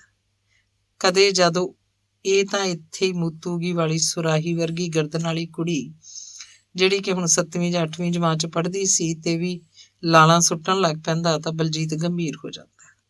ਉਹਦੀ ਇਸ ਗੰਭੀਰਤਾ ਨੂੰ ਤਾੜ ਕੇ ਡਾਕਟਰ ਵੀ ਵਿਸਥਾਰ ਤੋਂ ਸੰਖੇਪਤਾ ਵੱਲ ਮੁੜ ਪੈਂਦਾ ਤੇ ਥੋੜੀ ਦੇਰ ਬਾਅਦ ਚਲਾ ਜਾਂਦਾ ਸੀ। ਸਮੇਂ ਦੇ ਬੀਤਣ ਨਾਲ ਮਾਸਟਰ ਬਲਜੀਤ ਸਿੰਘ ਹੋਰੀ ਜਦੋਂ ਸ਼ਹਿਰ ਵਿੱਚ ਕਿਰਾਏ ਤੇ ਰਹਿਣ ਲੱਗ ਪਏ ਸਨ ਤਾਂ ਵੀ ਸਕੂਲ ਵਿਖੇ ਪਿੰਡ ਦੀ ਖਬਰਸਾਰ ਤਾਂ ਮਿਲਦੀ ਰਹਿੰਦੀ ਸੀ। ਬੰਤਾ ਮਿਸ਼ਰੋ ਦੇ ਘਰ ਘੱਟ ਜਾਂਦਾ ਸੀ, ਪਰ ਹੁਣ ਡਾਕਟਰ ਸਾਰਾ ਦਿਨ ਉੱਥੇ ਹੀ ਰਹਿੰਦਾ ਸੀ। ਸਾਲ ਕੁ ਪਹਿਲਾਂ ਡਾਕਟਰ ਦੇ ਘਰ ਵਾਲੀ ਵੀ ਅਕਾਲ ਚਲਾਣਾ ਕਰ ਗਈ ਸੀ। ਡਾਕਟਰ ਹੁਣ ਆਪਣੇ ਜਵਾਕਾਂ ਕੋਲ ਕਦੇ ਹੀ ਜਾਂਦਾ ਸੀ। ਡਾਕਟਰ ਦੀ ਮਾਂ ਹੀ ਔਖੀ ਸੌਖੀ ਹੋ ਕੇ ਬੱਚਿਆਂ ਦੀ ਸੰਭਾਲ ਕਰ ਰਹੀ ਸੀ। ਦਿਨਾਂ ਵਿੱਚ ਹੀ ਸਥਿਤੀ ਉਲਟ ਹੋ ਗਈ ਸੀ। ਜਾਪਣ ਲੱਗ ਪਿਆ ਸੀ ਕਿ ਜਿਵੇਂ ਡਾਕਟਰ ਉਹਨਾਂ ਦੇ ਘਰ ਕਿਰਾਏ ਤੇ ਨਹੀਂ ਰਹਿੰਦਾ, ਸਗੋਂ ਲਾਲਾ ਜੀ ਹੀ ਇਸ ਡਾਕਟਰ ਦੇ ਕਿਰਾਏਦਾਰ ਹੋਣ। ਘਰ ਦਾ ਸਾਰਾ ਖਰਚਾ ਡਾਕਟਰ ਰਾਹੀਂ ਹੀ ਤੁਰਨ ਲੱਗ ਪਿਆ ਸੀ। ਕੁੜੀਆਂ ਸਾਰੀਆਂ ਹੀ ਵਿਆਹਣ ਯੋਗ ਸਨ। ਇੱਕ ਦਿਨ ਡਾਕਟਰ ਨੇ ਬੇਸ਼ਰਮਾ ਵਰਗਾ ਮੂੰਹ ਬਣਾ ਕੇ ਲਾਲੇ ਨੂੰ ਕਿਹਾ, ਜੇਕਰ ਤੁਹਾਡਾ ਪੈਸਾ ਵੀ ਨਾ ਲੱਗੇ ਤੇ ਇੱਕ ਕੁੜੀ ਦਾ ਵਿਆਹ ਵੀ ਕਰ ਦਈਏ ਫੇਰ? ਲਾਲੇ ਦੀਆਂ ਬਾਂਛਾਂ ਖਿੜ ਗਈਆਂ। ਉਹ ਕਿਵੇਂ ਜੀ? ਮਿਸ਼ਰੋ ਨੇ ਡਾਕਟਰ ਦੇ ਨੇੜੇ ਹੋ ਕੇ ਪੁੱਛਿਆ ਸੀ। ਬਸ ਤੁਹਾਨੂੰ ਕਹਿਤਾ, ਮੁੰਡਾ ਹੈਗਾ। ਇੱਕ ਮੇਰੀ ਨਿਗਾਹ 'ਚ ਡਾਕਟਰ ਦੀ ਪੀਤੀ ਹੋਈ ਸੀ। ਉਹਦੀ ਆਵਾਜ਼ ਕੁਝ ਥਿੜਕ ਰਹੀ ਸੀ। ਫੇਰ ਵੀ ਪਤਾ ਤਾਂ ਲੱਗੇ, ਮਿਸ਼ਰੋ ਨੇ ਉਤਸੁਕਤਾ ਵਸ ਪੁੱਛਿਆ। ਮੁੰਡਾ ਤੁਹਾਡੇ ਸਾਹਮਣੇ ਹੀ ਬੈਠਾ ਹੈ। ਲਾਲਾ ਕਾਹਲੀ ਨਾਲ ਕੁਝ ਬੋਲਣ ਹੀ ਲੱਗਾ ਸੀ, ਪਰ ਮਿਸ਼ਰੋ ਨੇ ਇਸ਼ਾਰੇ ਨਾਲ ਚੁੱਪ ਕਰਵਾਤਾ ਸੀ। ਵੱਡੀ ਕੁੜੀ ਦਾ ਰਿਸ਼ਤਾ ਕਰ ਦਿੰਨੇ ਆ ਤੇਰੇ ਨਾਲ। ਮਿਸ਼ਰੋ ਦੀਆਂ 2 ਕੁੜੀਆਂ ਹੋਰ ਵੀ ਵਿਆਹੀਆਂ ਗਈਆਂ ਸਨ, ਪਰ ਉਹ ਪਕੌੜੇ ਵਰਗੇ ਨੱਕ ਵਾਲੀ ਕੁੜੀ ਦਾ ਕਿਤੇ ਵੀ ਜੁਗਾੜ ਨਹੀਂ ਸੀ ਹੋਇਆ। ਡਾਕਟਰ ਅਲਕਤ ਮੰਨ ਗਿਆ ਸੀ ਤੇ ਉੱਠ ਕੇ ਬਾਹਰ ਚਲਾ ਗਿਆ ਸੀ। ਮਿਸ਼ਰੋ ਵੀ ਘਬਰਾ ਜੀ ਗਈ ਸੀ। ਕੁਝ ਦਿਨਾਂ ਬਾਅਦ ਡਾਕਟਰ ਦਾ ਵਿਆਹ ਚੌਥੀ ਕੁੜੀ ਨੂੰ ਵੀ ਛੱਡ ਕੇ 5ਵੀਂ ਨਾਲ ਹੋ ਗਿਆ ਸੀ। ਉਸੇ ਸੁਰਾਹੀ ਵਰਗੀ ਗਰਦਨ ਵਾਲੀ ਕੁੜੀ ਨਾਲ, ਜਿਹਦੀਆਂ ਸਿਫਤਾਂ ਬਲਜੀਤ ਕੋਲ ਕਰਿਆ ਕਰਦਾ ਸੀ। ਉਮਰ 'ਚ ਦੁੱਗਣੋਂ ਦੁੱਗਣੀ ਦਾ ਫਰਕ। ਫੇਰ ਕੀ ਹੋਇਆ? ਕੁੜੀ ਦਾ ਮੁੱਲ ਵੀ ਤਾਂ ਉਹਨੇ ਦੁੱਗਣੇ ਪੈਸੇ ਦੇ ਕੇ ਤਾਰਿਆ ਸੀ। ਅੰਗ 28ਵਾਂ। ਸੰਤ ਜੀ ਗਲੀ 'ਚ ਰਹਿੰਦਾ ਹੋਇਆ ਵੀ ਪਾਸੇ ਜਿਹਾ ਰਹਿੰਦਾ ਸੀ। ਇੱਕ ਅੱਧਾ ਘਰ ਛੱਡ ਕੇ ਕਮਲੀਆਂ ਨਾਲ ਹੀ ਉਹਦਾ ਗੁਆਂਢ ਪੈਂਦਾ ਸੀ। ਕਮਲੀਆਂ ਦੂਜੇ ਗੁਆਂਢੀਆਂ ਵਾਂਗ ਸੰਤ ਜੀ ਹੋਰਾਂ ਨਾਲ ਵੀ ਵਧੀਕੀ ਕਰ ਜਾਇਆ ਕਰਦੀਆਂ ਸੀ, ਪਰ ਸੰਤ ਜੀ ਆਪ ਤਾਂ ਕੀ ਪਰਿਵਾਰ ਨੂੰ ਵੀ ਬੋਲਣ ਨਹੀਂ ਸੀ ਦਿੰਦਾ। ਉਹ 2 ਭਰਾ ਤੇ 2 ਭੈਣਾਂ ਸਨ। ਦੋਹਾਂ ਭਰਾਵਾਂ ਨੂੰ 20-20, 25-25 ਕਿੱਲੇ ਜ਼ਮੀਨ ਆਉਂਦੀ ਸੀ। ਉਹ ਆਪ ਪਿੰਡ ਛੱਡ ਕੇ ਸ਼ਹਿਰ ਆ ਕੇ ਰਹਿਣ ਲੱਗ ਪਿਆ ਸੀ। ਅੱਧੀ ਜ਼ਮੀਨ ਠੇਕੇ ਤੇ ਦਿੱਤੀ ਸੀ, ਅੱਧੀ ਤੇ ਛੋਟਾ ਆਪ ਖੇਤੀ ਕਰਦਾ ਸੀ। ਸੀਰੀ ਰੱਖੇ ਹੋਏ ਸਨ। ਕੰਮ ਦਾ ਖਲੇਰਾ ਕਾਫੀ ਸੀ, ਪਰ ਦੋਹਾਂ ਭਰਾਵਾਂ ਨੂੰ ਇੱਕ ਦੂਜੇ ਤੇ ਭੋਰਾ ਵੀ ਯਕੀਨ ਨਹੀਂ ਸੀ। ਅੱਗੇ ਇਹਨਾਂ ਦੇ 2-2 ਮੁੰਡੇ ਤੇ ਇੰਨੀਆਂ ਹੀ ਕੁੜੀਆਂ ਸੀ। ਦੋਹਾਂ ਨੇ ਇੱਕ ਮੁੰਡਾ ਵਿਆਹ ਵੀ ਲਿਆ ਸੀ। ਜ਼ਮੀਨ ਦੀ ਵੰਡ ਦਰ ਵੰਡ ਤੇ ਟੁੱਕੜ ਵੰਡ ਦੀ ਸੰਭਾਵਨਾ ਸਿਰ ਤੇ ਮੰਡਰਾ ਰਹੀ ਸੀ। ਸੰਤ ਜੀ ਦੇ ਭਤੀਜੇ ਇਤਰਾਜ਼ ਕਰਨ ਲੱਗੇ ਸਨ ਕਿ ਉਹਨਾਂ ਦਾ ਤਾਇਆ ਉੱਥੇ ਸ਼ਹਿਰ 'ਚ ਬੈਠਾ ਐਸ਼ ਕਰੀ ਜਾਂਦਾ ਹੈ ਤੇ ਉਹਨਾਂ ਦਾ ਇੱਧਰ ਖੂਨ ਪਸੀਨਾ ਇੱਕ ਹੋ ਰਿਹਾ। ਨਾਲੇ ਤਾਇਆ ਤਨਖਾਹ ਅੱਡ ਲੈਂਦਾ ਹੈ ਤੇ ਫਿਰ ਪਿੰਡ ਵਾਲਿਆਂ ਨੂੰ ਭੋਰਾ ਵੀ ਨਹੀਂ ਦਿੰਦਾ। ਸਾਰੀ ਦੀ ਸਾਰੀ ਆਪਣੇ ਖਾਤੇ 'ਚ ਹੀ ਜਮ੍ਹਾਂ ਕਰਵਾ ਦਿੰਦਾ ਹੈ। ਘਰ ਦਾ ਖਰਚਾ ਪਾਣੀ ਪਿੰਡੋਂ ਹੀ ਤੋਰਦਾ ਹੈ। ਛੋਟਾ ਵੱਡੇ ਭਰਾ ਅੱਗੇ ਉਸਕਦਾ ਨਹੀਂ ਸੀ, ਪਰ ਸੰਤ ਜੀ ਦੇ ਭਤੀਜੇ ਤਾਂ ਉਹਦੇ ਸਾਹਮਣੇ ਬੋਲ ਵੀ ਪੈਂਦੇ ਸਨ। ਤਾਏ ਨੇ ਉਹਨਾਂ ਅਨੁਸਾਰ ਬਥੇਰੀਆਂ ਚਲਾ ਲਈਆਂ ਸਨ ਚੰਮਦੀਆਂ, ਹੁਣ ਨਹੀਂ ਚੱਲਣ ਦਿੰਦੇ ਉਹ। ਸੰਤ ਜੀ ਦੀਆਂ 2 ਭਾਣਜੀਆਂ ਉਹਨਾਂ ਕੋਲ ਸ਼ਹਿਰ ਰਹਿ ਕੇ ਹੀ ਪੜ੍ਹੀਆਂ ਸਨ। ਹਰਜੀਤ ਕੋਲੋਂ ਹੀ 10ਵੀਂ ਪਾਸ ਕਰਨ ਉਪਰੰਤ 12ਵੀਂ ਵੀ ਉਹਨਾਂ ਨੇ ਇਸੇ ਸਕੂਲੋਂ ਹੀ ਕੀਤੀ ਸੀ। ਦੋਵੇਂ ਕੁੜੀਆਂ ਬਹੁਤ ਹੀ ਹੁਸ਼ਿਆਰ ਤੇ ਬਾਸਲੀਕਾ ਸਨ। ਮਾਮੇ ਤੇ ਮਾਮੀ ਨਾਲ ਉਹਨਾਂ ਦੀ ਕੋਈ ਗੱਲ ਵੀ ਮਿਲਦੀ ਜੁਲਦੀ ਨਹੀਂ ਸੀ। ਪੜ੍ਹਾਈ ਦੇ ਨਾਲ ਉਹ ਘਰ ਦੇ ਕੰਮ 'ਚ ਵੀ ਮਾਹਿਰ ਸਨ। ਬਲਜੀਤ ਹੋਰਾਂ ਦੇ ਘਰ ਉਹਨਾਂ ਦਾ ਬਹੁਤ ਆਉਣ ਜਾਣ ਸੀ। ਬਲਜੀਤ ਵੀ ਉਹਨਾਂ ਨੂੰ ਸਿਆਣੀਆਂ ਗੱਲਾਂ ਦੱਸ ਕੇ ਭਵਿੱਖ ਦੀ ਪੜ੍ਹਾਈ ਲਈ ਪ੍ਰੇਰਿਤ ਕਰਦਾ ਰਹਿੰਦਾ। BA ਤੋਂ ਬਾਅਦ MA ਤੱਕ ਦੀ ਪੜ੍ਹਾਈ ਕੁੜੀਆਂ ਨੇ ਪ੍ਰਾਈਵੇਟ ਤੌਰ ਤੇ ਹੀ ਕਰ ਲਈ ਸੀ। ਉਹਨਾਂ ਦਾ ਇੱਕੋ ਇੱਕ ਭਰਾ ਸੀ ਜਿਹੜਾ 10 ਜਮਾਤਾਂ ਵੀ ਪਾਸ ਨਹੀਂ ਸੀ ਕਰ ਸਕਿਆ। ਹਾਂ, ਉਹ ਟਰੈਕਟਰ ਚਲਾਉਣ ਦਾ ਪੂਰਾ ਸ਼ੌਕੀਨ ਸੀ। ਖੇਤੀ ਦੇ ਕੰਮ 'ਚ ਪੂਰੀ ਦਿਲਚਸਪੀ ਲੈਂਦਾ। ਸੰਤ ਜੀ ਦੀ ਭੈਣ ਤੇ ਭਣਵਈਆ ਤਾਂ ਸੰਤ ਜੀ ਦੇ ਅਹਿਸਾਨਮੰਦ ਹੋਣੇ ਹੀ ਸਨ। ਦੂਜੇ ਰਿਸ਼ਤੇਦਾਰ ਤੇ ਖਾਸ ਤੌਰ ਤੇ ਬਲਬੀਰ ਕਾਲੋਨੀ ਦੇ ਵਸਨੀਕ ਵੀ ਮਾਣ ਜਿਹਾ ਮਹਿਸੂਸ ਕਰਨ ਲੱਗ ਪਏ ਸਨ, ਜਿਸ ਨੇ ਆਪਣੀ ਨਿਗਰਾਨੀ ਹੇਠ ਕੁੜੀਆਂ ਨੂੰ ਇੰਨਾ ਉੱਚ ਤਾਲੀਮ ਯਾਫਤਾ ਕਰ ਦਿੱਤਾ ਸੀ। ਪਰ ਕੁੜੀਆਂ ਜਦ ਕਦੇ ਹਰਜੀਤ ਕੋਲ ਆਉਂਦੀਆਂ ਤਾਂ ਦਿਲ ਖੋਲ ਕੇ ਗੱਲਾਂ ਕਰਦੀਆਂ। ਮਾਮਾ ਮਾਮੀ ਮਾੜੇ ਬਿਲਕੁਲ ਨਹੀਂ ਸਨ, ਪਰ ਕੁੜੀਆਂ ਨੂੰ ਨੌਕਰਾਣੀਆਂ ਤੋਂ ਵੱਧ ਨਹੀਂ ਸੀ ਸਮਝਿਆ ਜਾਂਦਾ। ਮਾਮੇ ਦੀ ਇੱਕ ਕੁੜੀ ਅਜੇ ਕੁਆਰੀ ਸੀ, ਜੋ ਕਿ ਇਹਨਾਂ ਨਾਲ ਬਹੁਤ ਹੀ ਈਰਖਾ ਰੱਖਦੀ ਸੀ। ਕੰਮ ਨੂੰ ਹੱਥ ਨਹੀਂ ਸੀ ਲਾਉਂਦੀ। ਮਾਮਾ ਮਾਮੀ ਉਹਨੂੰ ਕੁਝ ਨਹੀਂ ਸੀ ਕਹਿੰਦੇ। ਕੁੜੀਆਂ ਵਿੱਚੋਂ ਜਦ ਕੋਈ ਰੋ ਵੀ ਪੈਂਦੀ ਤਾਂ ਮਾਮਾ ਝਾੜ ਪਾ ਕੇ ਚੁੱਪ ਕਰਵਾ ਦਿੰਦਾ। ਸੰਤ ਜੀ ਦੇ ਜੀਭ ਦੇ ਸੁਆਦ ਵੀ ਅਵੱਲੇ ਹੀ ਸਨ। ਸਧਾਰਨ ਦਾਲ ਫੁਲਕੇ ਦੇ ਨਾਲ ਉਹਨਾਂ ਦੀ ਤਸੱਲੀ ਨਹੀਂ ਸੀ ਹੁੰਦੀ। ਉਹ ਖਾਣੇ ਨਾਲ ਹੋਰ ਵੀ ਕਈ ਤਰ੍ਹਾਂ ਦੇ ਤੋਸ਼ੇ ਭਾਲਦਾ ਹੁੰਦਾ ਸੀ। ਸਲਾਦ, ਦਹੀਂ, ਰਾਇਤਾ, ਚਟਨੀ, ਪਿਆਜ਼, ਅਚਾਰ ਆਦਿ ਤਾਂ ਨਿੱਤ ਦੇ ਖਾਣੇ 'ਚ ਸ਼ਾਮਿਲ ਹੁੰਦਾ ਹੀ ਸੀ। ਫਿਰ ਇਹਨਾਂ ਚੀਜ਼ਾਂ ਦੀਆਂ ਕਿਸਮਾਂ ਵੀ ਬਦਲ ਕੇ ਖਾਣੀਆਂ ਹੁੰਦੀਆਂ। ਕੁੜੀਆਂ ਰੋਟੀ ਦੇ ਵਕਤ ਹਫੜਾ ਦਫੜੀ 'ਚ ਪਰੇਸ਼ਾਨ ਹੋ ਜਾਂਦੀਆਂ। ਮਾਮਾ ਜੀ ਦੀਆਂ ਜ਼ਰੂਰਤਾਂ ਪੂਰੀਆਂ ਹੀ ਨਾ ਹੁੰਦੀਆਂ। ਖਾਣੇ ਤੋਂ ਬਾਅਦ ਮਿੱਠੇ ਦੀ ਵੀ ਲੋੜ ਹੁੰਦੀ। ਕਦੇ ਗੁੜ, ਕਦੇ ਮਿਸ਼ਰੀ, ਕਦੇ ਗੁਲਾਬ ਜਾਮਣ, ਸੇਵੀਆਂ ਜਾਂ ਖੀਰ ਆਦਿ ਵੀ ਉਹ ਬਣਵਾ ਲੈਂਦਾ। ਬਲਜੀਤ ਸਿੰਘ ਨੂੰ ਜਿਵੇਂ ਕਿ ਆਸ ਸੀ ਕਿ ਇਸ ਆਦਮੀ ਨਾਲ ਵਧੀਆ ਨਿਭੇਗੀ, ਪਰ ਅਸਲ 'ਚ ਉਹ ਗੱਲ ਬਣੀ ਨਹੀਂ ਸੀ। ਸੰਤ ਜੀ ਵੱਖਰਾ ਵੱਖਰਾ ਹੀ ਰਹਿੰਦਾ। ਜੇਕਰ ਕਿਤੇ ਮਿੰਟ 2 ਮਿੰਟ ਲਈ ਮਿਲਦਾ ਵੀ ਤਾਂ ਦਾੜੀ ਮੁੱਛਾਂ ਤੇ ਹੱਥ ਹੀ ਫੇਰਦਾ ਰਹਿੰਦਾ। ਉਹਦਾ ਧਿਆਨ ਬਲਜੀਤ ਦੀਆਂ ਗੱਲਾਂ ਵੱਲ ਘੱਟ ਹੀ ਹੁੰਦਾ। ਇਸ ਲਈ ਬਲਜੀਤ ਨੇ ਵੀ ਸਮਾਂ ਪਾ ਕੇ ਉਹਨੂੰ ਬਹੁਤਾ ਬੁਲਾਉਣਾ ਛੱਡ ਹੀ ਦਿੱਤਾ। ਕੁੜੀਆਂ ਦਾ ਆਉਣ ਜਾਣ ਪਹਿਲਾਂ ਵਰਗਾ ਹੀ ਸੀ। ਕੁੜੀਆਂ ਜੇ ਹਰਜੀਤ ਕੋਲ ਹੁੰਦੀਆਂ ਤਾਂ ਸੰਤ ਜੀ ਬਾਹਰੋਂ ਹੀ ਆਵਾਜ਼ ਮਾਰਦਾ, ਕੁੜੀਓ ਆ ਜਾਓ ਘਰੇ, ਕੁਵੇਲਾ ਹੋ ਗਿਆ। ਤੇ ਕੁੜੀਆਂ ਵੀ ਆ ਗਈਆਂ ਮਾਮਾ ਜੀ ਕਹਿ ਕੇ ਤੇਜ਼ੀ ਨਾਲ ਬਾਹਰ ਨੂੰ ਤੁਰ ਪੈਂਦੀਆਂ। ਕਦੇ ਕਦੇ ਬਲਜੀਤ ਬਾਹਰ ਆ ਕੇ ਆਜੋ ਅੰਦਰ ਲੰਘਿਆ ਉਹ ਜੀ ਦਾ ਜ਼ੋਰ ਪਾਉਂਦਾ। ਫੇਰ ਆਵਾਂਗੇ ਮਾਸਟਰ ਜੀ ਕਹਿ ਕੇ ਉਹ ਚਲਾ ਜਾਂਦਾ। ਇੱਕ ਅੱਧੀ ਵਾਰੀ ਆਇਆ ਵੀ ਸੀ ਤਾਂ ਉਹਨੇ ਚਾਹ ਨਹੀਂ ਸੀ ਪੀਤੀ। ਆਖੇ ਚਾਹ ਤਾਂ ਅਸੀਂ ਛੱਡੀ ਹੋਈ ਹੈ। ਤੇ ਬਲਜੀਤ ਹੋਰਾਂ ਦੀ ਚਾਹ ਵੀ ਬੇਸਵਾਦੀ ਜੀ ਹੋ ਗਈ ਸੀ। ਫਿਰ ਤਾਂ ਅਜਿਹਾ ਤਕੱਲਫ ਕਰਨਾ ਵੀ ਮਾਸਟਰਾਂ ਨੇ ਛੱਡ ਹੀ ਦਿੱਤਾ ਸੀ। ਸੰਤ ਜੀ ਦੀ ਵੱਡੀ ਭਾਣਜੀ ਛੋਟੀ ਨਾਲੋਂ ਹੁਸ਼ਿਆਰ ਸੀ, ਗੰਭੀਰ ਵੀ। ਛੋਟੀ ਚੰਚਲ ਸੀ। ਮਾਮੀ ਵੀ ਵੱਡੀ ਨਾਲ ਹੀ ਖੁੱਲ੍ਹ ਕੇ ਗੱਲਾਂ ਕਰ ਲੈਂਦੀ ਸੀ। ਵੱਡੀ ਆਪਣੀ ਮੈਡਮ ਨਾਲ ਵਿਚਾਰ ਵਟਾਂਦਰਾ ਕਰ ਲੈਂਦੀ। ਸੰਤ ਜੀ ਬਹਾਲ ਹੋ ਗਿਆ ਸੀ। ਉਹ FCI ਵਿੱਚ ਇੰਸਪੈਕਟਰ ਦੇ ਅਹੁਦੇ ਤੇ ਸੀ। ਉਹ ਆਪਣੇ ਮਸਤੀ ਵਿੱਚ ਰਹਿਣ ਵਾਲੇ ਗੁਣ ਦਾ ਕੁਝ ਨਾ ਕੁਝ ਫਾਇਦਾ ਤਾਂ ਉਠਾ ਹੀ ਲੈਂਦਾ ਸੀ, ਪਰ ਇੱਕ ਦਿਨ ਕੁਝ ਜ਼ਿਆਦਾ ਹੀ ਹੋ ਗਿਆ ਸੀ। ਸੀਜ਼ਨ ਦੇ ਦਿਨਾਂ 'ਚ ਕਣਕ ਦੀ ਆਮਦ ਦਾ ਕੋਈ ਅੰਤ ਹਿਸਾਬ ਨਹੀਂ ਸੀ ਰਹਿੰਦਾ। ਸਟੋਰ ਕੀਪਰ ਨਾਲ ਰਲ ਕੇ ਉਹਨੇ ਅਨਾਜ ਦੀਆਂ ਕੁਝ ਬੋਰੀਆਂ ਇੱਧਰ ਉੱਧਰ ਕਰਵਾਤੀਆਂ ਸੀ। ਸਟੋਰ ਕੀਪਰ ਦੁੱਧ ਦੀ ਰਾਖੀ ਬੈਠੀ ਬਿੱਲੀ ਵਾਂਗ ਪਹਿਲਾਂ ਵੀ ਮੂੰਹ ਮਾਰਦਾ ਤਾਂ ਰਹਿੰਦਾ ਸੀ, ਪਰ ਉਸ ਦਿਨ ਤਾਂ ਉਹਨੂੰ ਆਪਣੇ ਸਾਹਿਬ ਦੀ ਵੀ ਸ਼ਹਿ ਮਿਲ ਗਈ ਸੀ। ਸੋ ਸਾਰਾ ਕੁਝ ਹੀ ਹੱਦਾਂ ਬੰਨੇ ਟੱਪ ਗਿਆ ਸੀ। ਜਿਵੇਂ ਕਿ ਕਿਹਾ ਜਾਂਦਾ ਹੈ ਕਿ ਅੱਤ ਹਰ ਚੀਜ਼ ਦੀ ਮਾੜੀ ਹੁੰਦੀ ਹੈ। ਘੁੱਪ ਹਨੇਰੇ ਵਿੱਚ ਹੀ ਬੇਸ਼ੱਕ ਸਭ ਕੁਝ ਹੋਇਆ ਸੀ, ਇਹਦੇ ਬਾਵਜੂਦ ਵੀ ਉੱਥੇ ਨੇੜੇ ਰਹਿੰਦੀ ਇੱਕ ਸਫਾਈ ਸੇਵਕਾ ਦੀ ਇਸ ਚੋਰਾਂ ਦੀ ਵੰਡ ਤੇ ਡਾਂਗਾਂ ਦੇ ਗਜ਼ ਵਾਲੀ ਲੁੱਟ ਤੇ ਨਜ਼ਰ ਜਾਈ ਪਈ ਸੀ। ਉਸੇ ਦੀ ਸ਼ਿਕਾਇਤ ਤੇ ਸਟੋਰ ਕੀਪਰ ਫੜਿਆ ਗਿਆ ਸੀ। ਸਟੋਰ ਕੀਪਰ ਨੇ 4 ਛਿੱਤਰ ਖਾਣ ਉਪਰੰਤ ਸੰਤ ਜੀ ਦਾ ਨਾਮ ਨਸ਼ਰ ਕਰਤਾ ਸੀ। ਸਫਾਈ ਸੇਵਕਾ ਦੀ ਗਵਾਹੀ ਦੇ ਆਧਾਰ ਤੇ ਸੰਤ ਜੀ ਨੂੰ ਸਸਪੈਂਡ ਕਰ ਦਿੱਤਾ ਗਿਆ ਸੀ। ਸਫਾਈ ਸੇਵਕਾ ਵੀ ਸ਼ਾਇਦ ਅੱਖਾਂ ਬੰਦ ਕਰ ਹੀ ਲੈਂਦੀ। ਉਹ ਸੰਤ ਜੀ ਨੂੰ ਸਬਕ ਸਿਖਾਉਣਾ ਚਾਹੁੰਦੀ ਸੀ। ਸਫਾਈ ਸੇਵਕਾ ਦੀ ਮਾਸੂਮ ਜਿਹੀ ਗੋਰੀ ਚਿੱਟੀ ਕੁੜੀ ਨੂੰ ਇੱਕ ਦਿਨ ਸੰਤ ਜੀ ਨੇ ਕਿਹਾ ਸੀ, ਜਾ ਪੁੱਤਰ ਕੈਂਟੀਨ ਤੋਂ ਦੁੱਧ ਦਾ ਕੱਪ ਤਾਂ ਫੜ ਲਿਆ। ਜਦ ਕੁੜੀ ਲਓ ਜੀ ਅੰਕਲ ਜੀ ਬੋਲ ਕੇ ਦੁੱਧ ਫੜਾਉਣ ਲੱਗੀ ਤਾਂ ਸੰਤ ਜੀ ਉਸ ਨਾਲ ਗੈਰ ਸਮਾਜਿਕ ਜਿਹੀ ਹਰਕਤ ਕਰ ਗਿਆ। ਕੁੜੀ ਨੇ ਆਪਣੀ ਮਾਂ ਨੂੰ ਦੱਸਤਾ ਸੀ। ਮਾਂ ਨੇ ਉਲਾਂਭਾ ਦਿੱਤਾ ਸੀ, ਸ਼ਰਮ ਨਹੀਂ ਆਈ ਚਿੱਟੀ ਦਾੜੀ ਨਾਲ, ਘਰੇ ਧੀ ਭੈਣ ਹੈ ਨਹੀਂ ਤੁਹਾਡੀ। ਉਸ ਵੇਲੇ ਤਾਂ ਸੰਤ ਜੀ ਨੇ ਬੇਸ਼ੱਕ ਰੋਹਬ ਜਿਹਾ ਮਾਰ ਕੇ ਉਸ ਗਰੀਬਣੀ ਨੂੰ ਚੁੱਪ ਵੀ ਕਰਾ ਦਿੱਤਾ ਸੀ, ਪਰ ਉਹ ਚੁੱਪ ਬਹੁਤ ਹੀ ਥੋੜ੍ਹ ਚਿਰੀ ਸਾਬਤ ਹੋਈ ਸੀ।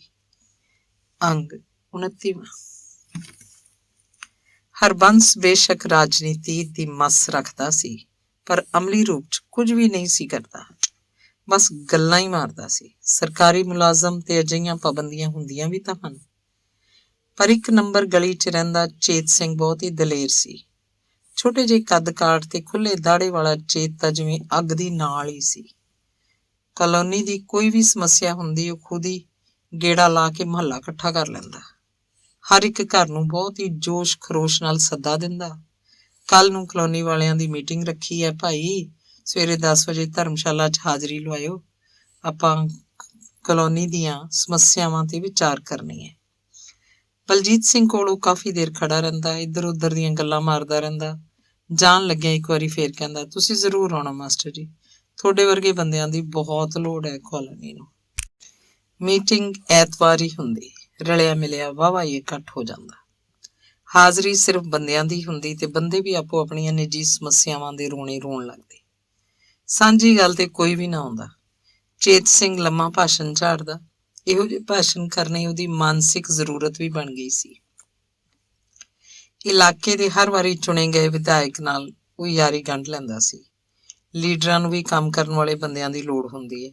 ਉਹਦਾ ਕਿੱਤਾ ਬੇਸ਼ੱਕ ਪ੍ਰਾਈਵੇਟ ਹੋਵੇ ਜਾਂ ਸਰਕਾਰੀ। ਚੇਤ ਸਿੰਘ ਦੀ ਇਹਨਾਂ ਕੰਮਾਂ ਕਾਰਨ 1-2 ਵਾਰੀ ਬਦਲੀ ਵੀ ਹੋਈ ਸੀ, ਪਰ ਦੂਜੇ ਪਲ ਉਹਨੂੰ ਉੱਥੇ ਹੀ ਵਾਪਸ ਲੈ ਆਂਦਾ ਗਿਆ ਸੀ। ਚੇਤ ਸਿੰਘ ਸਗੋਂ ਹੋਰ ਤਕੜਾ ਹੁੰਦਾ ਚਲਾ ਗਿਆ ਸੀ। 4 ਨੰਬਰ ਗਲੀ 'ਚੋਂ ਤਾਂ ਬਲਜੀਤ ਸਿੰਘ ਤੇ ਪਾਲ ਸਿੰਘ ਤੋਂ ਬਿਨਾਂ ਹੋਰ ਕੋਈ 2-4 ਆਦਮੀ ਹੀ ਅਜਿਹੀਆਂ ਮੀਟਿੰਗਾਂ 'ਚ ਹਾਜ਼ਰ ਹੁੰਦੇ ਸਨ। ਬਲਜੀਤ ਸਿੰਘ ਬਹੁਤ ਹੀ ਸੂਝ-ਬੂਝ ਭਰੀ ਸ਼ਿਕਾਇਤ ਕਰਦਾ, ਗਲੀਆਂ 'ਚ ਕੂੜਾ ਕਰਕਟ ਤਾਂ ਹੁੰਦਾ ਹੀ ਹੈ, ਸ਼ੋਰ ਵੀ ਬਹੁਤ ਰਹਿੰਦਾ ਹੈ। ਲੋਕ ਕੰਮ ਘੱਟ ਕਰਦੇ ਆ, ਲੜਦੇ ਝਗੜਦੇ ਜ਼ਿਆਦਾ ਹੈ। ਗਲੀਆਂ ਲੰਘਣ ਟੱਪਣ ਲਈ ਹੁੰਦੀਆਂ ਨਹੀਂ, ਪਰ ਜਨਾਨੀਆਂ ਮੰਜੇ ਢਾਹ ਕੇ ਬੈਠ ਜਾਂਦੀਆਂ, ਲੜੀ ਵੀ ਜਾਂਦੀਆਂ, ਗਲਵੱਕੜੀ ਵੀ ਪਾਈ ਜਾਂਦੀਆਂ। ਹੈਰਾਨੀ ਵਾਲੀ ਗੱਲ ਤਾਂ ਇਹ ਹੈ ਕਿ ਲੋਕ ਦਾਤਨ ਜਾਂ ਬ੍ਰਸ਼ ਵੀ ਗਲੀਆਂ 'ਚ ਖੜ ਕੇ ਹੀ ਕਰਦੇ ਆ। ਹਾਜ਼ਰ ਲੋਕ ਸੁਣਦੇ ਘੱਟ, ਹੱਸਦੇ ਜ਼ਿਆਦਾ। ਭਲਾ ਇਹ ਵੀ ਕੋਈ ਗੱਲਾਂ ਕਹਿਣ ਵਾਲੀਆਂ? ਕੋਈ ਤਾਂ ਇੱਥੋਂ ਤੱਕ ਵੀ ਕਹਿ ਦਿੰਦਾ, ਇਹ ਤਾਂ ਮਾਸਟਰ ਜੀ ਗੁਰਦੁਆਰੇ 'ਚ ਕਰਨ ਵਾਲੀਆਂ ਗੱਲਾਂ ਨੇ, ਤੁਸੀਂ ਇੱਥੇ ਕਿੱਥੇ ਛੇੜ ਲੀਆਂ? ਪਾਲ ਸਿੰਘ ਹਾਮੀ ਜ਼ਰੂਰ ਭਰਦਾ, ਪਰ ਉੱਥੇ ਹਾਜ਼ਰ ਬਹੁ ਗਿਣਤੀ ਦੀ ਜ਼ਿੰਦਗੀ ਦੇ ਪਾਠਕ੍ਰਮ ਵਿੱਚ ਅਜਿਹੀਆਂ ਗੱਲਾਂ ਦਾ ਕੋਈ ਅਰਥ ਨਾ ਹੋਣ ਕਾਰਨ ਬਲਜੀਤ ਵਰਗਿਆਂ ਦਾ ਚੁੱਪ ਰਹਿਣਾ ਹੀ ਬਿਹਤਰ ਹੁੰਦਾ ਸੀ। MLA ਜਾਂ ਦੂਜੇ ਅਧਿਕਾਰੀਆਂ ਨੂੰ ਵੀ ਮਿਲਣ ਦੇ ਪ੍ਰੋਗਰਾਮ ਬਣਦੇ, ਪਰ ਚੇਤ ਸਿੰਘ ਦੇ ਨਾਲ ਜਾਂਦੇ ਕੋਈ 2-4 ਆਦਮੀ ਹੀ। ਚੰਦੇ ਦੀ ਗੱਲ ਸੁਣ ਕੇ ਤਾਂ ਲਗਭਗ ਸਾਰਿਆਂ ਦੇ ਸਿਰ ਹੀ ਨੀਵੇਂ ਹੋ ਜਾਂਦੇ ਸਨ। ਵਿਧਾਨ ਸਭਾ ਦੀਆਂ ਚੋਣਾਂ ਨੇੜੇ ਆ ਗਈਆਂ ਸੀ। ਕਾਂਗਰਸ ਸੱਤਾ ਵਿੱਚ ਸੀ। ਚੇਤ ਸਿੰਘ ਨੇ ਵਰਤਮਾਨ MLA ਨੂੰ ਭਰੋਸਾ ਦੇ ਦਿੱਤਾ ਸੀ ਕਿ ਕਲੋਨੀ ਦੀਆਂ ਸਾਰੀਆਂ ਵੋਟਾਂ ਇੱਧਰ ਹੀ ਪੈਣਗੀਆਂ, ਬਸ਼ਰਤੇ ਕਿ ਗਲੀਆਂ ਪੱਕੀਆਂ ਕਰਵਾਤੀਆਂ ਜਾਣ। ਸ਼ਰਤ ਪ੍ਰਵਾਨ ਹੋ ਗਈ। ਕਾਹਲੀ 'ਚ ਪਿੱਲੀਆਂ ਤੇ ਖੰਗਰ ਜੀਆਂ ਇੱਟਾਂ ਟੇਢੀਆਂ ਮੇਢੀਆਂ ਲਾ ਕੇ ਕਲੋਨੀ ਦਾ ਵਿਕਾਸ ਕਾਰਜ ਨੇਪਰੇ ਚਾੜ ਦਿੱਤਾ ਗਿਆ। ਪਹਿਲੇ ਟੋਏ ਟਿੱਬਿਆਂ ਤੋਂ ਕਾਫੀ ਰਾਹਤ ਮਿਲ ਗਈ ਸੀ। ਸਾਈਕਲ ਸਕੂਟਰ ਆਦਿ ਦੇ ਆਉਣ ਜਾਣ ਲੱਗਿਆ ਹੁਣ ਵੱਖੀਆਂ ਨਹੀਂ ਸੀ ਚੜ੍ਹਦੀਆਂ। ਬੇਸ਼ੱਕ ਚੇਤ ਸਿੰਘ ਦੇ ਬਾਰ ਅੱਗੇ ਵਧੀਆ ਇੱਟਾਂ ਲਾਈਆਂ ਗਈਆਂ ਸਨ, ਫਿਰ ਵੀ ਮੁਹੱਲੇ ਦੇ ਲੋਕ ਸੰਤੁਸ਼ਟ ਸਨ ਕਿ ਚਲੋ ਕੁਛ ਤਾਂ ਹੋਇਆ।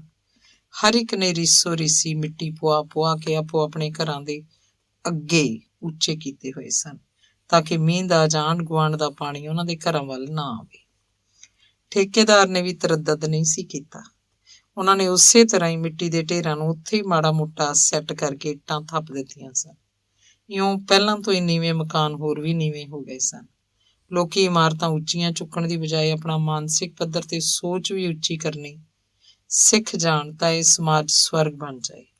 ਪਰ ਅਜਿਹਾ ਹੁੰਦਾ ਨਹੀਂ। ਜਿਸ ਕੋਲ ਕੁਝ ਵੀ ਨਹੀਂ ਹੁੰਦਾ, ਉਹ ਬਹੁਤਾ ਹੋਣ ਦਾ ਦਿਖਾਵਾ ਕਰਦਾ ਹੈ। ਜਿਸ ਕੋਲ ਜ਼ਿਆਦਾ ਹੁੰਦਾ ਹੈ, ਉਹਨੂੰ ਤਾਕਤ ਬਣਾ ਕੇ ਆਪ ਤੋਂ ਨੀਵੇਂ ਤੇ ਰੋਹਬ ਰੱਖਣ ਲੱਗ ਪੈਂਦਾ ਹੈ। ਇਹੋ ਗੱਲਾਂ ਕੰਮਾਂ, ਅਹੁਦਿਆਂ, ਜਾਤਾਂ ਪਾਤਾਂ ਤੇ ਰੰਗਾਂ ਨਸਲਾਂ ਤੇ ਵੀ ਲਾਗੂ ਹੁੰਦੀਆਂ ਆਈਆਂ। ਇਸ ਆਦਮੀ ਦੇ ਬੱਚੇ ਦਾ ਕੋਈ ਭੇਦ ਨਹੀਂ ਪਾਇਆ ਜਾ ਸਕਦਾ। ਕਿਸੇ ਸਿਆਣੇ ਨੇ ਆਖਿਆ, ਹਰ ਇੱਕ ਆਦਮੀ ਨੂੰ ਕਈ ਵਾਰੀ ਦੇਖੋ, ਕਿਉਂਕਿ ਇੱਕ ਹੀ ਆਦਮੀ 'ਚ ਕਈ ਆਦਮੀ ਹੁੰਦੇ ਹਨ। ਚੋਣਾਂ ਦੀਆਂ ਮਿਤੀਆਂ ਦਾ ਐਲਾਨ ਕਰ ਦਿੱਤਾ ਗਿਆ ਸੀ। ਚੇਤ ਸਿੰਘ ਪੂਰਾ ਸਰਗਰਮ ਹੋ ਗਿਆ ਸੀ। ਸੱਤਾਧਾਰੀ ਪਾਰਟੀ ਦੇ ਉਮੀਦਵਾਰ ਨੇ ਬਲਬੀਰ ਕਾਲੋਨੀ ਦਾ ਕੰਮ ਚੇਤ ਸਿੰਘ ਦੇ ਹਵਾਲੇ ਹੀ ਕਰਤਾ ਸੀ, ਪਰ ਐਨ ਮੌਕੇ ਤੇ ਚੇਤ ਸਿੰਘ ਨੇ ਵਿਰੋਧੀ ਪਾਰਟੀ ਦੇ ਉਮੀਦਵਾਰ ਨਾਲ ਗੰਢ ਸੰਢ ਕਰ ਲਈ ਸੀ।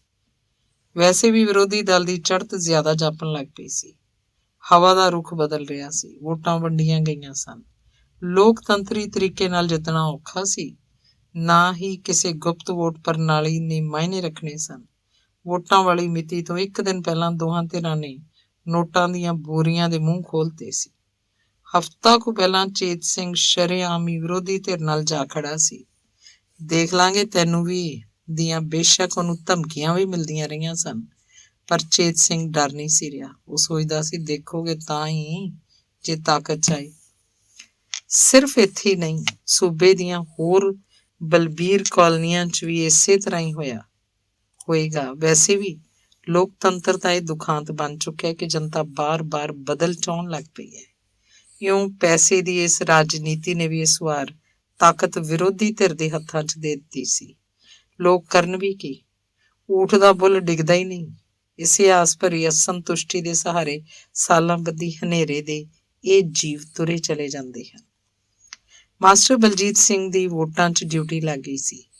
ਇਸ ਤੋਂ ਪਹਿਲਾਂ ਰਿਹਰਸਲਾਂ ਹੁੰਦੀਆਂ ਰਹੀਆਂ ਸਨ। ਬੇਅੰਤ ਤਣਾਅ ਤੇ ਸਾਵਧਾਨੀ ਵਾਲਾ ਕੰਮ ਸੀ। ਜ਼ਰਾ ਜਿੰਨੀ ਗੈਰ ਦਿਆਨਤਦਾਰੀ ਕਰਨ ਨਾਲ ਨੌਕਰੀ ਤੋਂ ਹੱਥ ਧੋਣੇ ਪੈ ਸਕਦੇ ਸਨ। ਕਾਨੂੰਨੀ ਸਜ਼ਾ ਵੱਖਰੀ, ਜਾਨ ਨੂੰ ਵੀ ਖਤਰਾ ਹੋ ਸਕਦਾ ਸੀ। ਘੰਟਿਆਂ ਬੱਧੀ ਦਾ ਉਨੀਂਦਰਾ ਤੇ ਬੇਹੱਦ ਥਕਾਵਟ। ਖੈਰ ਡਿਊਟੀ ਸਹੀ ਸਲਾਮਤ ਨਿਬੜ ਗਈ ਸੀ। ਪਰ ਉਹ 2 ਦਿਨ ਤੇ 2 ਰਾਤਾਂ ਤੋਂ ਬਾਅਦ ਜਦ ਘਰ ਪਰਤਿਆ ਸੀ ਤਾਂ ਉਹਦੀ ਜਿਵੇਂ ਸੁਰਤ ਜਿਹੀ ਟਿਕਾਣੇ ਨਹੀਂ ਸੀ। ਕਾਫੀ ਦੇਰ ਆਰਾਮ ਕਰਨ ਉਪਰੰਤ ਹਰਜੀਤ ਤੋਂ ਜਾਣਕਾਰੀ ਮਿਲੀ ਸੀ ਕਿ ਕਾਲੋਨੀ 'ਚ ਪੈਸਾ ਬਹੁਤ ਚੱਲਿਆ। 4 ਨੰਬਰ ਗਲੀ ਦੇ ਤਾਂ ਕਈ ਘਰਾਂ ਨੇ ਦੋਹਾਂ ਪਾਸਿਆਂ ਤੋਂ ਹੀ ਪੈਸੇ ਲੈ ਲਏ ਸੀ, ਪਰ ਵੋਟ ਕਿਸੇ ਨੂੰ ਵੀ ਨਹੀਂ ਸੀ ਪਾਈ। ਜਾਲੀ ਵੋਟਾਂ ਵੀ ਬਹੁਤ ਪਈਆਂ ਸੀ। ਹਾਰਿਆਂ ਹੋਇਆਂ ਦੁਬਾਰਾ ਹਾਰ ਮੰਨ ਲੈਣ ਤੇ ਜਿੱਤੇ ਹੋਇਆਂ ਦੁਬਾਰਾ ਜਸ਼ਨ ਮਨਾ ਲੈਣ ਉਪਰੰਤ ਸਥਿਤੀ ਪਹਿਲਾਂ ਵਰਗੀ ਹੀ ਹੋ ਗਈ ਸੀ। ਹਾਂ, ਕੁਝ ਦਿਨ ਬਾਅਦ ਚੇਤ ਸਿੰਘ ਨੇ ਨਵੀਂ ਮਾਰੂਤੀ ਕਾਰ ਜ਼ਰੂਰ ਖਰੀਦ ਲਈ ਸੀ। ਕਾਲੋਨੀ 'ਚ ਪੈਸੇ ਉਹਨੇ ਵੰਡੇ ਵੀ ਬਹੁਤ ਸਨ, ਪਰ ਸ਼ਾਇਦ ਕੁਝ ਵੰਡਣੇ ਰਹਿ ਵੀ ਗਏ ਹੋਣ। ਅੰਗ 30ਵਾਂ। ਕਿਸੇ ਸਿਆਣੇ ਨੇ ਇੱਕ ਬੇਸ਼ਰਮ ਨੂੰ ਸੂਚਨਾ ਦਿੱਤੀ ਸੀ, ਤੇਰਾ ਘਿਓ ਡੁੱਲ ਗਿਆ। ਉਹਦਾ ਜਵਾਬ ਸੀ, ਰੁੱਖੀ ਖਾ ਲਾਂਗੇ। ਫਿਰ ਦੂਜੀ ਵਾਰ ਸਵਾਲਕਰਤਾ ਨੇ ਉਹਨੂੰ ਹੋਰ ਸ਼ਰਮ ਦੇਣ ਦੇ ਉਦੇਸ਼ ਨਾਲ ਕਿਹਾ ਸੀ, ਤੇਰੀ ਪਿੱਠ ਤੇ ਅੱਕ ਉੱਗ ਆਇਆ। ਅੱਗੋਂ ਜਵਾਬ ਮਿਲਿਆ ਸੀ, ਛਾਵੇਂ ਬੈਠਿਆ ਕਰਾਂਗੇ। ਮੋਟੇ ਸ਼ਰਾਬੀ ਦੀ ਪਤਨੀ ਤੇ ਮਾਣੀ ਦੀ ਕੁਝ ਇਹੋ ਜਿਹੀ ਸਥਿਤੀ ਸੀ। ਜਿਸ ਰਾਤ ਇਹਨਾਂ ਦੀ ਆਪੋ ਆਪਣੇ ਸਿਰ ਦੇ ਸਾਈਆਂ ਤੋਂ ਜ਼ਿਆਦਾ ਖਿੱਚ ਧੂ ਤੇ ਇੱਥੋਂ ਤੱਕ ਕਿ ਕੁੱਟਮਾਰ ਵੀ ਹੋ ਜਾਂਦੀ, ਅਗਲੇ ਦਿਨ ਉਹ ਪਹਿਲਾਂ ਨਾਲੋਂ ਵੀ ਵੱਧ ਫੈਸ਼ਨ ਕਰਕੇ ਬਾਹਰ ਨਿਕਲਦੀਆਂ। ਮੋਟੇ ਦੇ ਘਰ ਵਾਲੀ ਤਾਂ ਬਹੁਤ ਹੀ ਸੰਘਣੀ ਸੁਰਖੀ ਮੋਟੇ ਬੁੱਲ੍ਹਾਂ ਤੇ ਥੱਪ ਲੈਂਦੀ, ਜਦੋਂ ਹੱਸਦੀ ਵਿਰਲੇ ਦੰਦ ਮਸੂੜਿਆਂ ਸਮੇਤ ਦਿਸਣ ਲੱਗਦੇ, ਜਿਸ ਨਾਲ ਉਹਦਾ ਮੂੰਹ ਡਰਾਉਣਾ ਜਿਹਾ ਜਾਪਣ ਲੱਗ ਪੈਂਦਾ ਸੀ। ਮਾਣੀ ਉਹਦੇ ਚਿਹਰੇ ਵੱਲ ਵੇਖ ਕੇ ਪੁੱਛ ਲੈਂਦੀ, ਭੈਣੇ, ਆਹ ਲਿਪਸਟਿਕ ਕਿੱਥੋਂ ਲਿਆਂਦੀ ਹੈ? ਕਿਵੇਂ? ਬਹੁਤ ਵਧੀਆ ਲੱਗਦੀ ਹੈ। ਆਪਾਂ ਤਾਂ ਕਦੇ ਲਿਆਂਦੀ ਨਹੀਂ, ਇਹੀ ਲਿਆ ਦਿੰਦੇ ਆ ਸਾਰਾ ਸਮਾਨ। ਸਾਰੇ ਸਮਾਨ ਤੇ ਮੋਟੇ ਦੇ ਘਰ ਵਾਲੀ ਖਾਸ ਜ਼ੋਰ ਦਿੰਦੀ, ਜਿਹਦੀ ਮਾਣੀ ਨੂੰ ਵੀ ਸਮਝ ਆ ਜਾਂਦੀ ਤੇ ਉੱਚੀ ਹੱਸਣ ਲੱਗਦੀ, ਜਿਸ ਨਾਲ ਉਹਦੀ ਛਾਤੀ 'ਚ ਜਮਾ ਹੋਇਆ ਬਲਗਮ ਖੜਕਣ ਲੱਗ ਪੈਂਦਾ ਤੇ ਕਦੇ ਉਹ ਖੰਘਣ ਵੀ ਲੱਗ ਪੈਂਦੀ ਸੀ। ਮੋਟੇ ਦੇ ਘਰ ਵਾਲੀ ਵੀ ਮਾਣੀ ਦੇ ਨਵੇਂ ਸੂਟ ਦੀ ਸਿਫਤ ਕਰਦੀ, ਭੈਣੇ, ਸੂਟ ਕਿੱਥੋਂ ਸਵਾਇਆ? 1 ਨੰਬਰ ਵਾਲੀ ਦਰਜਿਆਣੀ ਤੋਂ, ਮਾਣੀ ਟੌਰ ਨਾਲ ਦੱਸਦੀ। ਦੋਹਾਂ ਦੇ ਪਤੀ ਆਪੋ ਆਪਣੀਆਂ ਡਿਊਟੀਆਂ ਤੇ ਨਿਕਲ ਚੁੱਕੇ ਹੁੰਦੇ ਤਾਂ ਇਹਨਾਂ ਨੂੰ ਹੋਰ ਵੀ ਚਾਅ ਜਿਹਾ ਚੜ ਜਾਂਦਾ। ਕਮਲੀਆਂ ਵਿੱਚੋਂ ਜੇਕਰ ਵੱਡੀ ਕ੍ਰਿਸ਼ਨਾ ਬਾਹਰ ਗਲੀ 'ਚ ਬੌਕਰ ਆਦਿ ਮਾਰਦੀ ਦਿਸ ਪੈਂਦੀ ਤਾਂ ਮੋਟੇ ਦੇ ਘਰ ਵਾਲੀ ਉਹਦੀਆਂ ਰੀਸਾਂ ਲਾਉਣ ਲੱਗ ਪੈਂਦੀ।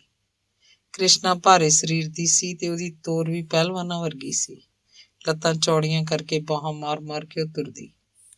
ਤੁਰਨ ਵੇਲੇ ਸਰੀਰ ਕਿਸ ਤਰ੍ਹਾਂ ਹਿੱਲਦਾ, ਇਸ ਗੱਲ ਦਾ ਅਹਿਸਾਸ ਤੁਰਨ ਵਾਲੇ ਨੂੰ ਉੱਕਾ ਹੀ ਨਹੀਂ ਹੁੰਦਾ। ਕ੍ਰਿਸ਼ਨਾ ਤਾਂ ਕਦੇ ਸਿੱਧੀ ਤੁਰਦੀ ਨਹੀਂ ਸੀ। ਉਹ ਤੁਰੀ ਜਾਂਦੀ, ਆਸੇ-ਪਾਸੇ ਜਾਂ ਪਿੱਛੇ ਮੁੜ ਕੇ ਵੇਖਦੀ ਰਹਿੰਦੀ। ਉਹ ਸਿਰਫ ਸਿਰ ਘੁਮਾ ਕੇ ਨਹੀਂ ਸੀ ਦੇਖਦੀ ਹੁੰਦੀ, ਸਗੋਂ ਸਾਰੀ ਦੀ ਸਾਰੀ ਮੁੜ ਪੈਂਦੀ ਸੀ ਤੇ ਖੜ ਕੇ ਦੇਖਣ ਲੱਗਦੀ ਸੀ। ਉਹਦੀ ਅਜਿਹੀ ਅਸਾਧਾਰਨ ਜਿਹੀ ਹਾਲਤ ਦੇਖ ਕੇ ਲੋਕ ਹੱਸਣ ਲੱਗਦੇ ਤੇ ਕ੍ਰਿਸ਼ਨਾ ਗਾਲਾਂ ਕੱਢਣ ਲੱਗ ਪੈਂਦੀ। ਜ਼ਿਆਦਾਤਰ ਲੋਕ ਤਾਂ ਉਸ ਤੋਂ ਕੰਨੀ ਕਤਰਾ ਜਾਂਦੇ, ਪਰ ਇਹ ਮੋਟੇ ਦੇ ਘਰ ਵਾਲੀ ਪੰਗੇ ਲੈਣੋਂ ਨਹੀਂ ਸੀ ਹਟਦੀ। ਮਾਣੀ ਉਹਦਾ ਸਹਿਯੋਗ ਦੇ ਕੇ ਸਵਾਦ ਲੈਂਦੀ ਸੀ। ਮੋਟੇ ਦੇ ਘਰ ਵਾਲੀ ਲੱਤਾਂ ਚੌੜੀਆਂ ਕਰਕੇ ਕ੍ਰਿਸ਼ਨਾ ਦੀ ਰੀਸ ਲਾਉਂਦੀ ਤੁਰਨ ਲੱਗ ਪੈਂਦੀ, ਉਸੇ ਤਰ੍ਹਾਂ ਘੁੰਮ ਕੇ ਪਿੱਛੇ ਦੇਖਦੀ। ਗਲੀ ਦੇ ਜਵਾਕ ਆਂਟੀ ਨੂੰ ਦੇਖ ਕੇ ਹੱਸਣ ਲੱਗਦੇ ਤੇ ਕ੍ਰਿਸ਼ਨਾ ਵੱਲ ਹੱਥਾਂ ਦੇ ਇਸ਼ਾਰੇ ਕਰਨ ਲੱਗਦੇ। ਗਰਮ ਲੋਹੇ ਤੇ ਜਿਵੇਂ ਸੱਟ ਵੱਜ ਜਾਂਦੀ। ਕ੍ਰਿਸ਼ਨਾ ਗੁੱਸੇ 'ਚ ਆ ਕੇ ਚਿਣਗਾਂ ਛੱਡਣ ਲੱਗ ਪੈਂਦੀ, ਗਾਲਾਂ ਦੀ ਵਿਛਾੜ ਲਾ ਦਿੰਦੀ, ਅੱਗਾ ਪਿੱਛਾ ਨਾ ਦੇਖਦੀ। ਕੁੱਤੀਆਂ, ਕੰਜਰੀਆਂ, ਬਦਮਾਸ਼, ਰੰਨਾਂ ਵਰਗੇ ਸ਼ਬਦ ਤਾਂ ਕਦੋਂ ਦੇ ਘਸ ਕੇ ਪੁਰਾਣੇ ਹੋ ਗਏ ਸੀ। ਹੁਣ ਤਾਂ ਉਹ ਇਹੋ ਜਿਹੀ ਭੱਦੀ ਸ਼ਬਦਾਵਲੀ ਇਸਤੇਮਾਲ ਕਰਨ ਲੱਗ ਪਈ ਸੀ, ਜਿਸ ਨੂੰ ਇੱਕ ਸੰਵੇਦਨਸ਼ੀਲ ਆਦਮੀ ਤਾਂ ਸੁਣ ਹੀ ਨਹੀਂ ਸੀ ਸਕਦਾ। ਪਰ ਉਹ ਦੋਵੇਂ ਸਹੇਲੀਆਂ ਸੁਣਦੀਆਂ ਸਨ ਤੇ ਸੁਣ ਕੇ ਕੱਛਾਂ ਮਾਰਦੀਆਂ ਸਨ। ਕ੍ਰਿਸ਼ਨਾ ਦੀਆਂ 2 ਹੋਰ ਭੈਣਾਂ ਨੀਨਾ ਤੇ ਸੀਮਾ ਵੀ ਬਾਹਰ ਨਿਕਲ ਆਉਂਦੀਆਂ ਤੇ ਵੱਡੀ ਭੈਣ ਦਾ ਪੂਰਾ ਸਹਿਯੋਗ ਦੇਣ ਲੱਗਦੀਆਂ। ਗਲੀ ਦੇ ਕੁੱਤੇ ਭੌਂਕਣ ਲੱਗ ਪੈਂਦੇ। ਸਿਰਫ ਗਲੀ ਨੰਬਰ 4 ਹੀ ਨਹੀਂ, ਪਿਛਲੀ ਗਲੀ ਦੀਆਂ ਜਨਾਨੀਆਂ ਵੀ ਕੋਠਿਆਂ ਤੇ ਚੜ ਕੇ ਤਮਾਸ਼ਾ ਦੇਖਦੀਆਂ। ਗੁੱਸੇ 'ਚ ਆਈ ਕ੍ਰਿਸ਼ਨਾ ਭੂਤਨੀ ਜਾਪਣ ਲੱਗਦੀ। ਉਹਦੇ ਵਾਲ ਤਾਂ ਪਹਿਲਾਂ ਹੀ ਅਣਵਾਏ ਤੇ ਖਿਲਰੇ ਜਿਹੇ ਰਹਿੰਦੇ ਸਨ। ਅਜਿਹੇ ਮੌਕੇ ਉਹ ਹੱਥ ਮਾਰ ਕੇ ਹੋਰ ਵੀ ਖਲੇਰ ਲੈਂਦੀ। ਆਦਮੀਆਂ ਵਾਂਗ ਪੱਟਾਂ ਤੇ ਹੱਥ ਮਾਰ ਕੇ ਗਾਲਾਂ ਕੱਢਦੀ। ਕਦੇ ਜੇਕਰ ਕਮਲੀਆਂ ਸੋਟੀਆਂ ਤੇ ਬੌਕਰਾਂ ਫੜ ਕੇ ਮੋਟੇ ਸ਼ਰਾਬੀ ਦੇ ਘਰ ਤੱਕ ਹੀ ਆ ਪਹੁੰਚਦੀਆਂ ਸਨ ਤਾਂ ਮੋਟੇ ਦੇ ਘਰ ਵਾਲੀ ਸੱਚਮੁੱਚ ਹੀ ਡਰ ਜਾਂਦੀ ਸੀ ਤੇ ਦੌੜ ਕੇ ਅੰਦਰ ਜਾ ਵੜਦੀ ਤੇ ਅੰਦਰੋਂ ਕੁੰਡਾ ਵੀ ਲਾ ਲੈਂਦੀ ਸੀ। ਮਾਣੀ ਵੀ ਕੰਨ ਵਲੇਟ ਲੈਂਦੀ। ਮਾਂ ਜੀ ਬਥੇਰਾ ਦਖਲ ਦਿੰਦੀ, ਪਰ ਉਹ ਹਟਦੀਆਂ ਨਹੀਂ ਸਨ। ਸੰਤ ਜੀ ਵੀ ਜੇਕਰ ਘਰ ਹੁੰਦਾ ਤਾਂ ਆਪਣੇ ਬਾਰ 'ਚ ਖੜਾ ਗਲੀ ਦੇ ਰੰਗ ਤਮਾਸ਼ੇ ਦੇਖਦਾ ਰਹਿੰਦਾ। ਉਧਰ ਕੁੜੀਆਂ ਦਾ ਪਿਓ ਖਿੱਚ ਕੇ ਕੁੜੀਆਂ ਨੂੰ ਅੰਦਰ ਲਿਜਾਣ ਦੀ ਕੋਸ਼ਿਸ਼ ਕਰਦਾ, ਪਰ ਕ੍ਰਿਸ਼ਨਾ ਦੇ ਜ਼ੋਰ ਅੱਗੇ ਉਹਦੀ ਕੋਈ ਪੇਸ਼ ਨਹੀਂ ਸੀ ਜਾਂਦੀ। ਕ੍ਰਿਸ਼ਨਾ ਤਾਂ ਆਪਣੇ ਬੁੱਢੇ ਡੈਡੀ ਨੂੰ ਵੀ ਪਿਛਾਂਹ ਧੱਕ ਦਿੰਦੀ। ਮਾਂ ਉਹਨਾਂ ਦੀ ਬਾਹਰ ਨਹੀਂ ਸੀ ਨਿਕਲਦੀ, ਉਹ ਅੰਦਰ ਬੈਠੀ ਗਾਲਾਂ ਕੱਢਦੀ ਰਹਿੰਦੀ। ਬਾਅਦ ਵਿੱਚ ਤਾਂ ਦੂਜੀਆਂ ਗਲੀਆਂ ਦੇ ਵਸਨੀਕ ਅਜਿਹਾ ਰੌਲਾ ਗੋਲਾ ਸੁਣ ਕੇ ਬਾਹਰ ਵੀ ਨਾ ਨਿਕਲਦੇ। ਕਹਿ ਦਿੰਦੇ 4 ਨੰਬਰ ਗਲੀ ਵਾਲੀਆਂ ਕਮਲੀਆਂ ਲੜਦੀਆਂ ਹੋਣਗੀਆਂ ਕਿਸੇ ਨਾਲ। ਕੋਈ ਇਹ ਵੀ ਕਹਿੰਦਾ ਉਹ ਵਿਚਾਰੀਆਂ ਕਿੱਥੇ ਲੜਦੀਆਂ, ਗਲੀ ਦੀਆਂ ਬੁੜੀਆਂ ਹੀ ਨਹੀਂ ਹਟਦੀਆਂ ਛੇੜਖਾਨੀ ਕਰਨੋਂ। ਕ੍ਰਿਸ਼ਨਾ ਦਾ ਤਾਂ ਸ਼ਾਇਦ ਖੂਨ ਦਾ ਦਬਾਅ ਉੱਚਾ ਹੋ ਜਾਂਦਾ ਸੀ। ਉਹ ਇਸ ਤਰ੍ਹਾਂ ਦੇ ਦੰਗੇ ਤੋਂ ਬਾਅਦ ਕਈ ਦਿਨ ਸੂਤ ਨਹੀਂ ਸੀ ਆਉਂਦੀ। ਬਸ ਗਿੱਲੇ ਗੋਹੇ ਵਾਂਗ ਧੁਖਦੀ ਰਹਿੰਦੀ। ਅੰਦਰ ਬਾਹਰ ਵੜਦੀ ਨਿਕਲਦੀ, ਉਹ ਦੂਜੇ ਗੁਆਂਢੀਆਂ ਨੂੰ ਵੀ ਗਾਲਾਂ ਜੀਆਂ ਕੱਢਦੀ ਰਹਿੰਦੀ। ਕ੍ਰਿਸ਼ਨਾ ਦੀਆਂ ਨਜ਼ਰਾਂ 'ਚ ਸਾਰੀ ਗਲੀ ਹੀ ਕਸੂਰ ਬਣ ਜਾਂਦੀ ਸੀ। ਅੰਗ 31ਵਾਂ। ਭੈਣਾਂ ਵਿੱਚੋਂ ਕ੍ਰਿਸ਼ਨਾ ਸਾਰੀਆਂ ਨਾਲੋਂ ਵੱਡੀ ਸੀ। ਸੀਮਾ ਤੇ ਨੀਨਾ ਉਸ ਤੋਂ ਛੋਟੀਆਂ ਸਨ, ਪਰ ਇਹਨਾਂ ਤਿੰਨਾਂ ਤੋਂ ਵੱਡਾ ਇੱਕੋ ਭਰਾ ਰਾਜੂ ਸੀ। ਰਾਜਕੁਮਾਰ ਕਿਸੇ ਛੋਟੀ-ਮੋਟੀ ਨੌਕਰੀ 'ਚ ਸੀ, ਪਰ ਉਹ ਬਿਮਾਰ ਜਿਹਾ ਰਹਿੰਦਾ ਸੀ। ਰਾਤੀ 9-10 ਵਜੇ ਸੌਂ ਕੇ ਵੀ ਉਹਦਾ ਸਵੇਰੇ ਉੱਠਣ ਨੂੰ ਜੀਅ ਨਹੀਂ ਸੀ ਕਰਦਾ। ਉਹ ਆਪਣੇ ਦਫ਼ਤਰ ਬੇਸ਼ੱਕ 9 ਵਜੇ ਪਹੁੰਚਦਾ ਹੁੰਦਾ ਸੀ, ਪਰ ਹਰ ਰੋਜ਼ ਜਦੋਂ ਦੁਨੀਆ ਆਪੋ ਆਪਣੇ ਕਾਰ ਵਿਹਾਰ ਨੂੰ ਚੱਲ ਪਈ ਹੁੰਦੀ ਤਾਂ ਉਹ ਆਪਣੇ ਤੰਗ ਜਿਹੇ ਘਰ ਦੇ ਦਰਵਾਜ਼ੇ ਅੱਗੇ ਨੀਵੀਂ ਜਿਹੀ ਉਖੜੀ ਹੋਈ ਥੜੀ ਤੇ ਬੈਠਾ ਕੁਰਲੀ ਕਰ ਰਿਹਾ ਹੁੰਦਾ। ਨੀਨਾ ਉਹਦੇ ਹੱਥਾਂ ਤੇ ਪਾਣੀ ਪਾ ਰਹੀ ਹੁੰਦੀ ਤੇ ਉਹ ਪੋਲੇ-ਪੋਲੇ ਛੱਟੇ ਅੱਖਾਂ ਤੇ ਮਾਰ ਰਿਹਾ ਹੁੰਦਾ। ਆਪਣੀਆਂ ਨਜ਼ਰਾਂ 'ਚ ਤਾਂ ਰਾਜਕੁਮਾਰ ਅਜੇ ਮੁੰਡਾ ਖੁੰਡਾ ਹੀ ਸੀ, ਕਿਉਂਕਿ ਉਹ ਅਜੇ ਕੁਆਰਾ ਸੀ, ਪਰ ਵੈਸੇ ਜਾਂ ਲੋਕਾਂ ਦੀਆਂ ਨਜ਼ਰਾਂ 'ਚ ਉਹ ਬਹੁਤ ਵੱਡੀ ਉਮਰ ਦਾ ਹੋ ਚੁੱਕਾ ਸੀ। 40 ਸਾਲ ਦੀ ਉਮਰ ਕੋਈ ਥੋੜੀ ਵੀ ਤਾਂ ਨਹੀਂ ਹੁੰਦੀ। ਰਾਜਕੁਮਾਰ ਤੋਂ ਛੋਟੀ ਕ੍ਰਿਸ਼ਨਾ ਸੀ, ਉਸ ਤੋਂ ਛੋਟੀ ਸੀਮਾ ਤੇ ਨੀਨਾ ਸਾਰਿਆਂ ਤੋਂ ਛੋਟੀ ਸੀ, ਜੋ ਕਿ ਸ਼ਬਦ ਮਾਤਰ ਹੀ ਛੋਟੀ ਕਹੀ ਜਾ ਸਕਦੀ ਸੀ। ਵੈਸੇ ਉਹ ਵੀ 30 ਨੂੰ ਪਾਰ ਕਰ ਚੁੱਕੀ ਸੀ। ਫਿਰ ਕ੍ਰਿਸ਼ਨਾ ਤਾਂ ਅਨਪੜ੍ਹ ਹੀ ਰਹਿ ਗਈ ਸੀ। ਸੀਮਾ ਖਿੱਚ ਧੂ ਕੇ 10ਵੀਂ ਤੱਕ ਤਾਂ ਪਹੁੰਚ ਗਈ ਸੀ, ਪਰ ਉਸ ਤੋਂ ਇਹ ਮਹੱਤਵਪੂਰਨ ਜਮਾਤ ਪਾਸ ਨਹੀਂ ਸੀ ਕੀਤੀ ਜਾ ਸਕੀ। ਨੀਨਾ ਨੇ ਜ਼ਰੂਰ ਖਿੱਚ ਧੂ ਕੇ BA ਪਾਸ ਕਰ ਲਈ ਸੀ। ਪਿਤਾ ਤਰਸੇਮ ਚੰਦ ਕਈ ਸਾਲ ਪਹਿਲਾਂ ਡਾਕੀ ਵਜੋਂ ਸੇਵਾ ਮੁਕਤ ਹੋ ਚੁੱਕਾ ਸੀ। ਮਾਂ ਇਹਨਾਂ ਦੀ ਘਰੇਲੂ ਇਸਤਰੀ ਸੀ। ਉਸ ਦਿਨ ਇਸ ਗਰੀਬ ਪਰਿਵਾਰ ਦੀ ਖੁਸ਼ੀ ਦੀ ਕੋਈ ਹੱਦ ਨਹੀਂ ਸੀ ਰਹੀ ਜਦੋਂ ਸਾਰੀਆਂ ਨਾਲੋਂ ਵੱਡੀ ਕ੍ਰਿਸ਼ਨਾ ਨੂੰ ਮੁੰਡੇ ਵਾਲੇ ਵੇਖਣ ਆਏ ਸਨ। ਇੱਕ ਵੱਡਾ ਮੇਜ਼ ਤੇ 5-6 ਕੁਰਸੀਆਂ ਰਾਜੂ ਤੇ ਨੀਨਾ ਸੰਤ ਜੀ ਦੇ ਘਰੋਂ ਚੁੱਕ ਲਿਆਏ ਸਨ। ਮੁੰਡਾ ਸਾਂਵਲੇ ਰੰਗ ਦਾ ਸੀ, ਕੱਦ ਕਾਠ ਵੀ ਕ੍ਰਿਸ਼ਨਾ ਦੇ ਮੁਕਾਬਲੇ ਕਾਫੀ ਹਲਕਾ ਸੀ। ਚਲੋ ਕੀ ਹੋਇਆ, ਕ੍ਰਿਸ਼ਨਾ ਵੀ ਤਾਂ ਅਨਪੜ੍ਹ ਹੀ ਸੀ। ਚਾਹ ਪਾਣੀ ਤੋਂ ਬਾਅਦ ਲੈਣ ਦੇਣ ਦੀ ਗੱਲ ਤੁਰ ਪਈ ਸੀ ਤਾਂ ਤਰਸੇਮ ਚੰਦ ਗਿੜਗੜਾ ਕੇ ਕਹਿਣ ਲੱਗਾ ਸੀ, ਜੀ ਕੁੜੀ ਹੈ ਸਾਡੇ ਕੋਲ ਤਾਂ। ਸਿਰਫ ਕ੍ਰਿਸ਼ਨਾ ਹੀ ਨਹੀਂ, ਸੀਮਾ ਤੇ ਨੀਨਾ ਵੀ ਬੈਠੀਆਂ ਸਨ, ਸੋ ਕੁੜੀ ਸ਼ਬਦ ਦਾ ਬਹੁਵਚਨ ਵੀ ਤਾਂ ਅੰਦਰੋਂ ਅੰਦਰ ਹੀ ਬੇਚੈਨ ਕਰੀ ਜਾ ਰਿਹਾ ਸੀ। ਉਹ ਤਾਂ ਠੀਕ ਹੈ, ਪਰ ਮੁੰਡੇ ਦੇ ਪਿਤਾ ਨੇ ਕੰਨ ਖੁਰਕਦਿਆਂ ਜਵਾਬ ਦਿੱਤਾ ਸੀ, ਦੁਨੀਆਦਾਰੀ ਵੀ ਤਾਂ ਵੇਖਣੀ ਪੈਂਦੀ ਹੈ। ਮੈਂ ਸਮਝਿਆ ਨਹੀਂ ਜੀ। ਮੋਢੇ ਤੇ ਰੱਖੇ ਪੁਰਾਣੇ ਤੇ ਮੈਲੇ ਜੇ ਸਾਫੇ ਨਾਲ ਮੱਥੇ ਤੇ ਆਏ ਪਸੀਨੇ ਨੂੰ ਪੂੰਝਦਿਆਂ ਤਰਸੇਮ ਚੰਦ ਬਹੁਤ ਹੀ ਧੀਮੀ ਆਵਾਜ਼ 'ਚ ਬੋਲਿਆ, ਐਡੇ ਆਰ ਪਰਿਵਾਰ ਵਾਲੇ ਨੂੰ ਇੰਨੀ ਗੱਲ ਵੀ ਸਮਝ ਨਹੀਂ ਆਈ। ਤੇ ਮਹਿਮਾਨ ਉੱਠ ਕੇ ਚਲੇ ਗਏ ਸਨ। ਜਾਪ ਰਿਹਾ ਸੀ ਇਸ ਆਰ ਪਰਿਵਾਰ ਵਿੱਚ ਮੁੰਡੇ ਵਾਲਿਆਂ ਨੇ ਉਹਨਾਂ ਦੇ ਬਾਹਰ ਅੱਗੇ ਬੈਠੇ 2-3 ਹੱਟੇ ਕੱਟੇ ਕੁੱਤੇ ਵੀ ਸ਼ਾਮਲ ਕਰ ਲਏ ਸਨ, ਜਿਹੜੇ ਕਿ ਬਾਹਰ ਨਿਕਲ ਰਹੇ ਮਹਿਮਾਨਾਂ ਨੂੰ ਬਹੁਤ ਹੀ ਅਜੀਬ ਢੰਗ ਨਾਲ ਦੇਖ ਰਹੇ ਸਨ। ਬੇਸ਼ੱਕ ਉਹ ਭੌਂਕੇ ਬਿਲਕੁਲ ਹੀ ਨਹੀਂ ਸਨ।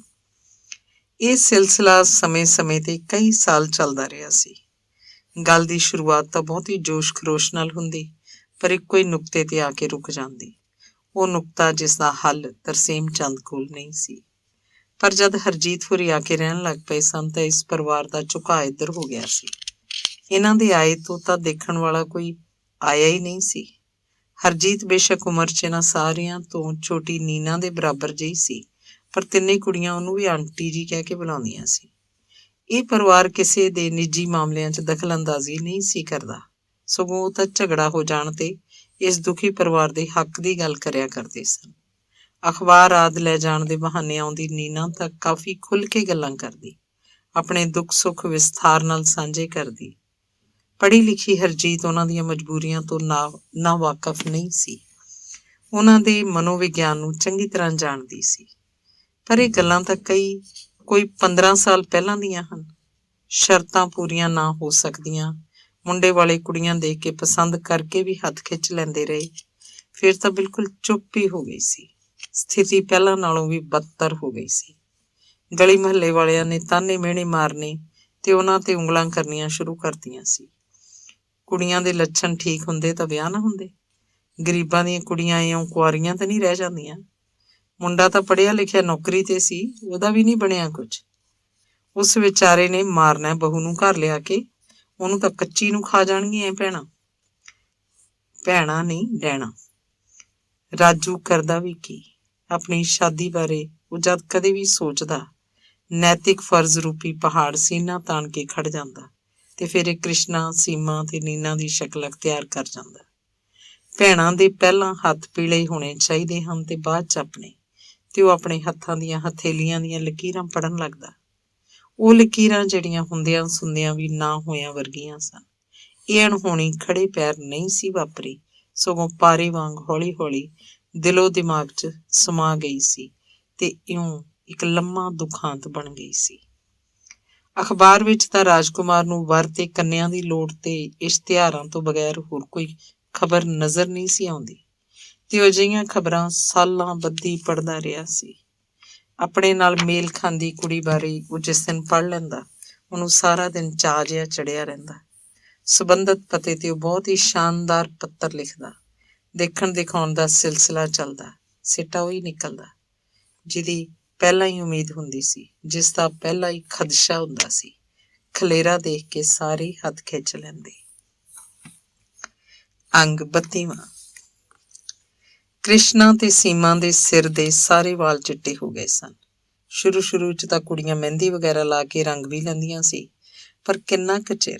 ਬਾਅਦ ਚ ਤਾਂ ਅਜਿਹਾ ਆਰ ਕਰਨਾ ਵੀ ਉਹਨਾਂ ਨੇ ਛੱਡ ਦਿੱਤਾ ਸੀ। ਵੈਸੇ ਵੀ ਕੁੜੀਆਂ ਦੇ ਸੁਭਾਅ ਬਦਲ ਗਏ ਸਨ। ਉਹਨਾਂ ਦੇ ਚਿਹਰਿਆਂ ਤੇ ਕੁੜੀਆਂ ਵਾਲੀ ਕੋਮਲਤਾ ਜਾਂ ਸੰਗ ਸ਼ਰਮ ਭੋਰਾ ਵੀ ਨਹੀਂ ਸੀ ਰਹੀ।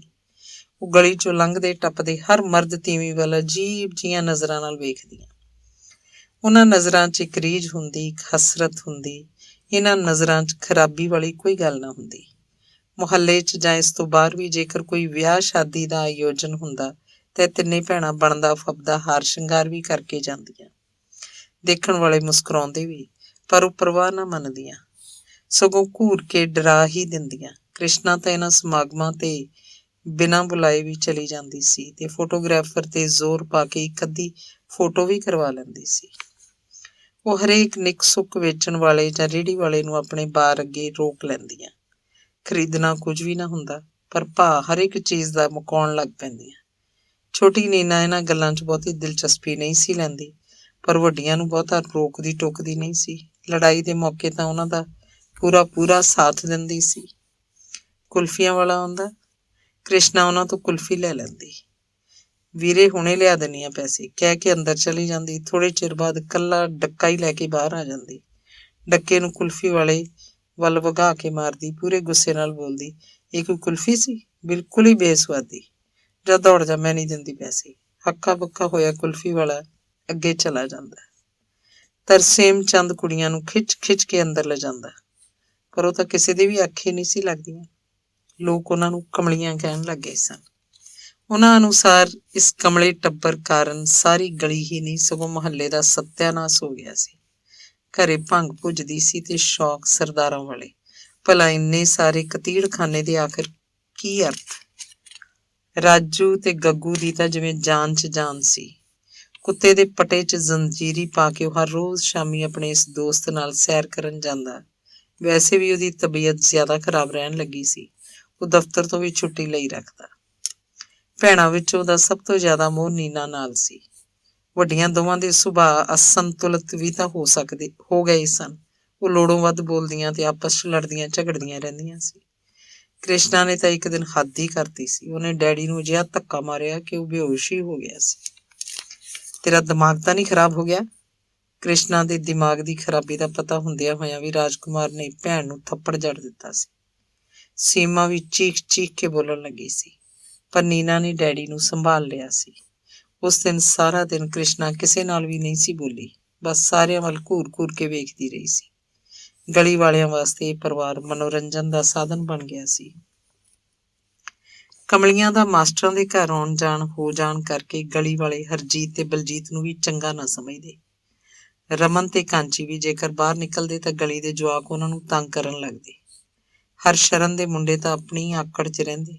ਹਾਂ, ਪਾਲ ਸਿੰਘ ਦੀ ਕੁੜੀ ਮੀਤ ਕਾਂਚੀ ਦੇ ਹਾਣਦੀ ਸੀ। ਉਹ ਕਾਂਚੀ ਕੋਲ ਆ ਜਾਂਦੀ ਤੇ ਦੋਵੇਂ ਕਿਸੇ ਨਾ ਕਿਸੇ ਖੇਡ ਲੱਗ ਰਹਿੰਦੀਆਂ। ਇੱਕ ਦਿਨ ਅਖਬਾਰ ਲੈਣ ਆਈ ਨੀਨਾ ਉੱਚੀ ਉੱਚੀ ਰੋਣ ਲੱਗ ਪਈ ਸੀ। ਹਰਜੀਤ ਨੇ ਮਸਾਂ ਚੁੱਪ ਕਰਾਇਆ ਸੀ। ਪਾਣੀ ਦਾ ਗਲਾਸ ਪੀਣ ਤੋਂ ਬਾਅਦ ਨੀਨਾ ਨੇ ਸਵਾਲ ਕੀਤਾ ਸੀ, ਸਾਡੀ ਇੰਨੀ ਮਾੜੀ ਕਿਸਮਤ ਕਿਉਂ ਹੈ?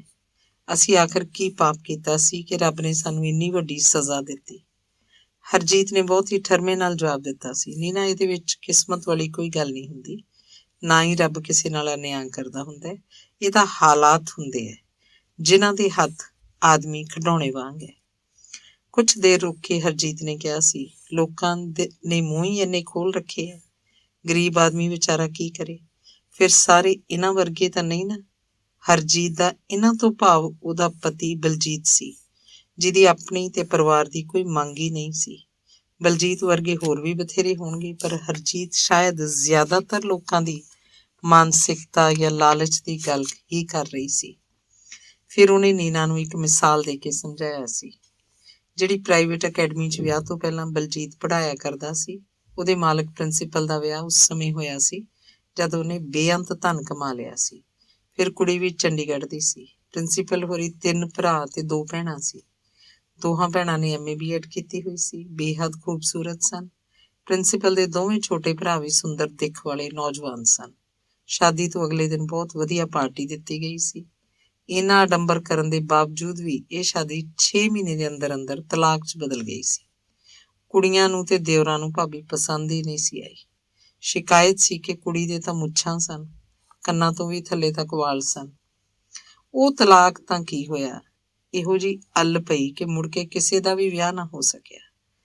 3 ਮੁੰਡੇ ਤੇ 2 ਕੁੜੀਆਂ ਕੁਆਰੀਆਂ ਹੀ ਰਹਿ ਗਈਆਂ। ਵੱਡੀ ਤਾਂ ਹੁਣ 50 ਦੇ ਨੇੜੇ ਤੇੜੇ ਹੋਏਗੀ। ਕੁੜੀਆਂ ਵਿੱਚੋਂ ਅਜੇ ਵੀ ਜੇਕਰ ਕੋਈ ਬਲਜੀਤ ਨੂੰ ਮਿਲ ਜਾਏ ਤਾਂ ਮਿੰਨਤ ਜੀ ਕਰਕੇ ਕਹਿਣ ਲੱਗਦੀ ਹੈ, ਕਿਸੇ ਮੁੰਡੇ ਦੀ ਤਾਂ ਦੱਸ ਪਾਇਓ। ਹੁਣ ਇਹਨਾਂ ਤੇ ਤਾਂ ਕੋਈ ਗਰੀਬੀ ਵੀ ਨਹੀਂ ਸੀ, ਨਾ ਹੀ ਉਹ ਅਨਪੜ੍ਹ ਹੀ ਸਨ। ਨੀਨਾ ਨੇ ਕੋਈ ਜਵਾਬ ਨਹੀਂ ਸੀ ਦਿੱਤਾ। ਉਹ ਸਿਰਫ ਹਾਂ 'ਚ ਸਿਰ ਹੀ ਹਿਲਾਉਂਦੀ ਰਹੀ ਸੀ। ਥੋੜੀ ਦੇਰ ਬਾਅਦ ਉਹ ਚਲੀ ਗਈ ਸੀ। ਅੰਗ 33ਵਾਂ। ਰਮਨ 9ਵੀਂ ਜਮਾਤ 'ਚ ਹੋ ਗਿਆ ਸੀ। ਪੜ੍ਹਾਈ 'ਚ ਹੁਸ਼ਿਆਰ ਸੀ, ਵੈਸੇ ਵੀ ਸਿਆਣਾ ਸੀ। ਬਹੁਤੀ ਜ਼ਿੱਦ ਤਾਂ ਨਹੀਂ ਸੀ ਕਰਦਾ, ਪਰ ਹੌਲੀ ਹੌਲੀ ਆਪਣੀ ਗੱਲ ਮਨਵਾ ਹੀ ਲੈਂਦਾ ਸੀ। ਦੀਵਾਲੀ ਦੇ ਮੌਕੇ ਘਰ ਦੀ ਸਾਫ਼ ਸਫਾਈ ਕੀਤੀ ਗਈ ਸੀ। ਪਰਿਵਾਰ 'ਚ ਕੁਝ ਨਵਾਂ ਖਰੀਦਣ ਦਾ ਵਿਚਾਰ ਬਣਿਆ ਸੀ। ਰਮਨ ਨੇ ਸੁਝਾਅ ਦਿੱਤਾ, ਪਾਪਾ, ਆਪਾਂ ਰੰਗੀਨ TV ਲੈ ਆਈਏ। ਇਸ ਵਾਰ ਹਰਜੀਤ ਨੇ ਥੋੜਾ ਜਿਹਾ ਵਿਰੋਧ ਕੀਤਾ ਸੀ, ਪਰ ਬਲਜੀਤ ਸਿੰਘ ਸਗੋਂ ਸਹਿਮਤ ਹੋ ਗਿਆ ਸੀ। ਬਾਅਦ ਵਿੱਚ ਤਾਂ ਅਜਿਹੀਆਂ ਬਿਜਲਈ ਵਸਤਾਂ ਸਸਤੀਆਂ ਵੀ ਹੁੰਦੀਆਂ ਚਲੀਆਂ ਗਈਆਂ ਸਨ। ਅੰਤਰਰਾਸ਼ਟਰੀ ਮੁਕਾਬਲੇ ਨੇ ਸੁੱਖ ਸਹੂਲਤਾਂ 'ਚ ਤਾਂ ਵਾਧਾ ਕਰ ਦਿੱਤਾ ਸੀ, ਪਰ ਆਰਥਿਕਤਾ ਨੂੰ ਠੇਸ ਪਹੁੰਚ ਰਹੀ ਸੀ।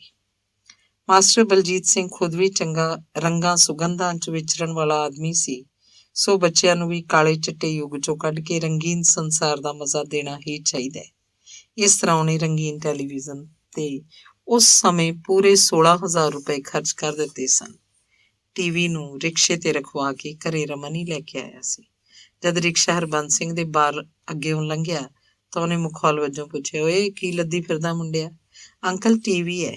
ਅੱਛਾ TV ਹੈ, ਰੰਗੀਨ ਵੀ ਹੋਊ। ਤੇ ਹਰਬੰਸ ਸਿੰਘ ਹੱਸਣ ਲੱਗਾ ਸੀ। ਹਰਬੰਸ ਦਾ ਅਜਿਹਾ ਹਾਸਾ ਮੁੰਡੇ ਨੂੰ ਚੰਗਾ ਨਹੀਂ ਸੀ ਲੱਗਾ।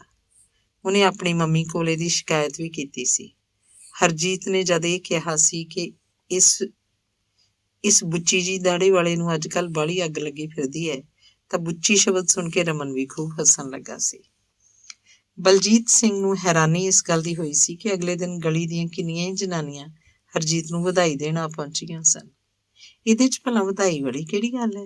ਆਉਣ ਜਾਣ ਮੁੱਕਣ ਤੋਂ ਬਾਅਦ ਬਲਜੀਤ ਨੇ ਕਿਹਾ ਸੀ, ਤੁਸੀਂ ਵਧਾਈ ਦੀ ਗੱਲ ਕਰਦੇ ਹੋ, ਇੱਥੇ ਤਾਂ ਕੋਈ 50 ਰੁਪਏ ਦੀਆਂ ਚੱਪਲੀਆਂ ਵੀ ਖਰੀਦ ਲਿਆਏ ਤਾਂ ਗਲੀ ਵਾਲੀਆਂ ਉਹ ਤੋਂ ਚਾਹ ਪਾਰਟੀ ਮੰਗਦੀਆਂ। ਵਾਹ ਬਈ ਵਾਹ, ਇਸ ਮਸਲੇ ਨੂੰ ਵੀ ਚਿਤਰਨਾ ਹੀ ਪਊ। ਹੋਰ ਤੁਹਾਨੂੰ ਕੰਮ ਹੀ ਕੀ ਹੈ? ਅਜੇ ਉਹ ਗੱਲਬਾਤ ਚੱਲ ਹੀ ਰਹੀ ਸੀ ਕਿ ਪ੍ਰੋਫੈਸਰ ਸਿੱਧੂ ਨੇ ਵੀ ਆ ਕੇ ਬੈਲ ਖੜਕਾਈ ਸੀ। ਆ ਜਾਓ ਸਿੱਧੂ ਸਾਹਿਬ ਜੀ, ਜੀ ਆਇਆਂ ਨੂੰ। ਮੈਂ ਸੋਚਿਆ ਐਤਵਾਰ ਹੈ, 10 ਮਿੰਟ ਚਿੱਤਰਕਾਰ ਸਾਹਿਬ ਕੋਲ ਜਾ ਆਈਏ। ਪ੍ਰੋਫੈਸਰ ਸਿੱਧੂ ਬਲਜੀਤ ਨੂੰ ਵਿਅੰਗ ਵਜੋਂ ਚਿੱਤਰਕਾਰ ਦੇ ਵਿਸ਼ੇਸ਼ਣ ਨਾਲ ਸੰਬੋਧਿਤ ਨਹੀਂ ਸੀ ਕਰਦਾ, ਸਗੋਂ ਉਹ ਇਸ ਪਾਸੇ ਕਾਫੀ ਗੰਭੀਰ ਸੀ। ਉਹ ਜਦ ਵੀ ਗੱਲ ਕਰਿਆ ਕਰਦਾ ਸੀ, ਸਾਹਿਤ ਨਾਲ ਚਿੱਤਰਕਾਰੀ ਨੂੰ ਵੀ ਜੋੜ ਕੇ ਅੱਗੇ ਤੁਰਿਆ ਕਰਦਾ ਸੀ। ਫਿਰ ਇਸ ਚਿੱਤਰਕਾਰ ਨੇ ਤਾਂ ਆਪਣੇ ਕਲਾਤਮਕ ਕਾਰਜ ਨੂੰ ਕਿਤਾਬੀ ਰੂਪ ਵੀ ਦਿੱਤਾ ਹੋਇਆ ਸੀ। ਭਵਿੱਖ ਵਿੱਚ ਵੀ ਅਜਿਹੀ ਖੂਬਸੂਰਤ ਕਾਰਗੁਜ਼ਾਰੀ ਜਾਰੀ ਰੱਖਣ ਦਾ ਤਹਈਆ ਕੀਤਾ ਹੋਇਆ ਸੀ। ਬਲਜੀਤ ਜਿੰਨਾ ਸੰਖੇਪ ਬੋਲਦਾ, ਸਿੱਧੂ ਓਨਾ ਹੀ ਵਿਸਥਾਰ ਨਾਲ। ਸ਼ੁਰੂ 'ਚ ਬਲਜੀਤ ਕੁਝ ਬੋਰ ਵੀ ਹੋ ਜਾਂਦਾ ਸੀ, ਪਰ ਬਾਅਦ 'ਚ ਉਹਦੀ ਇਸ ਆਦਤ ਤੋਂ ਜਾਣੂ ਹੋ ਗਿਆ ਸੀ। ਉਹਦੇ ਸਾਹਿਤ ਨਾਲ ਸੰਬੰਧਿਤ ਮਾਮਲੇ 'ਚ ਪੂਰਾ ਸਹਿਯੋਗ ਦਿੰਦਾ ਸੀ। ਵੈਸੇ ਵੀ ਲਿਖਣ ਨਾਲੋਂ ਪੜ੍ਹਨਾ ਵੱਧ ਮਹੱਤਵਪੂਰਨ ਹੁੰਦਾ ਹੈ। ਪ੍ਰੋਫੈਸਰ ਸਿੱਧੂ ਦਾ ਖੇਤਰ ਬੇਸ਼ੱਕ ਰਚਨਾਤਮਕ ਸੀ ਤੇ ਉਹਦਾ ਅਧਿਐਨ ਵੀ ਕਾਫੀ ਸੀ, ਪਰ ਸਲਾਹ ਮਸ਼ਵਰਾ ਕਰ ਲੈਣਾ ਕੋਈ ਮਾੜਾ ਨਹੀਂ ਹੁੰਦਾ। ਅਨੁਭਵ ਪੱਖੋਂ ਕਈ ਗੱਲਾਂ 'ਚ ਬਲਜੀਤ ਸਿੰਘ ਪ੍ਰੋਫੈਸਰ ਸਿੱਧੂ ਨਾਲੋਂ ਅੱਗੇ ਸੀ। ਇੰਝ ਉਹਨਾਂ ਦੀਆਂ ਗੱਲਾਂ ਬਾਤਾਂ ਅਜਿਹੀਆਂ ਹੁੰਦੀਆਂ ਸਨ ਜਿਨ੍ਹਾਂ ਨੂੰ ਸੁਣ ਕੇ ਕੋਈ ਸਿਰ ਫਿਰਿਆ ਤਾਂ ਇਹਨੂੰ ਮਗਜ਼ ਪੱਚੀ ਕਹਿੰਦਾ ਹੋਏਗਾ, ਪਰ ਇੱਕ ਕਲਾਕਾਰ ਨੇ ਤਾਂ ਸਮਾਜ ਪ੍ਰਤੀ ਆਪਣਾ ਫਰਜ਼ ਪੂਰਾ ਕਰਨਾ ਹੁੰਦਾ ਹੈ, ਸਮਾਜ ਨੂੰ ਚਿੱਤਰਨਾ ਹੁੰਦਾ ਹੈ, ਸਮਾਜ ਦੀ ਹੂ-ਬਹੂ ਤਸਵੀਰ ਪੇਸ਼ ਕਰਨੀ ਹੁੰਦੀ ਹੈ। ਦਰਸ਼ਕ, ਸਰੋਤੇ, ਪਾਠਕ ਅੰਦਰ ਸੋਚ ਸਵਾਦ ਪੈਦਾ ਕਰਨਾ ਹੁੰਦਾ ਹੈ। ਉਹਦੇ ਮੱਥੇ ਅੰਦਰ ਸੋਚ ਦੇ ਦੀਵੇ ਜਗਮਗਾਉਣੇ ਹੁੰਦੇ ਹਨ। ਕੁਝ ਕਰਨ ਲਈ ਪ੍ਰੇਰਿਤ ਕਰਨਾ ਹੁੰਦਾ ਹੈ।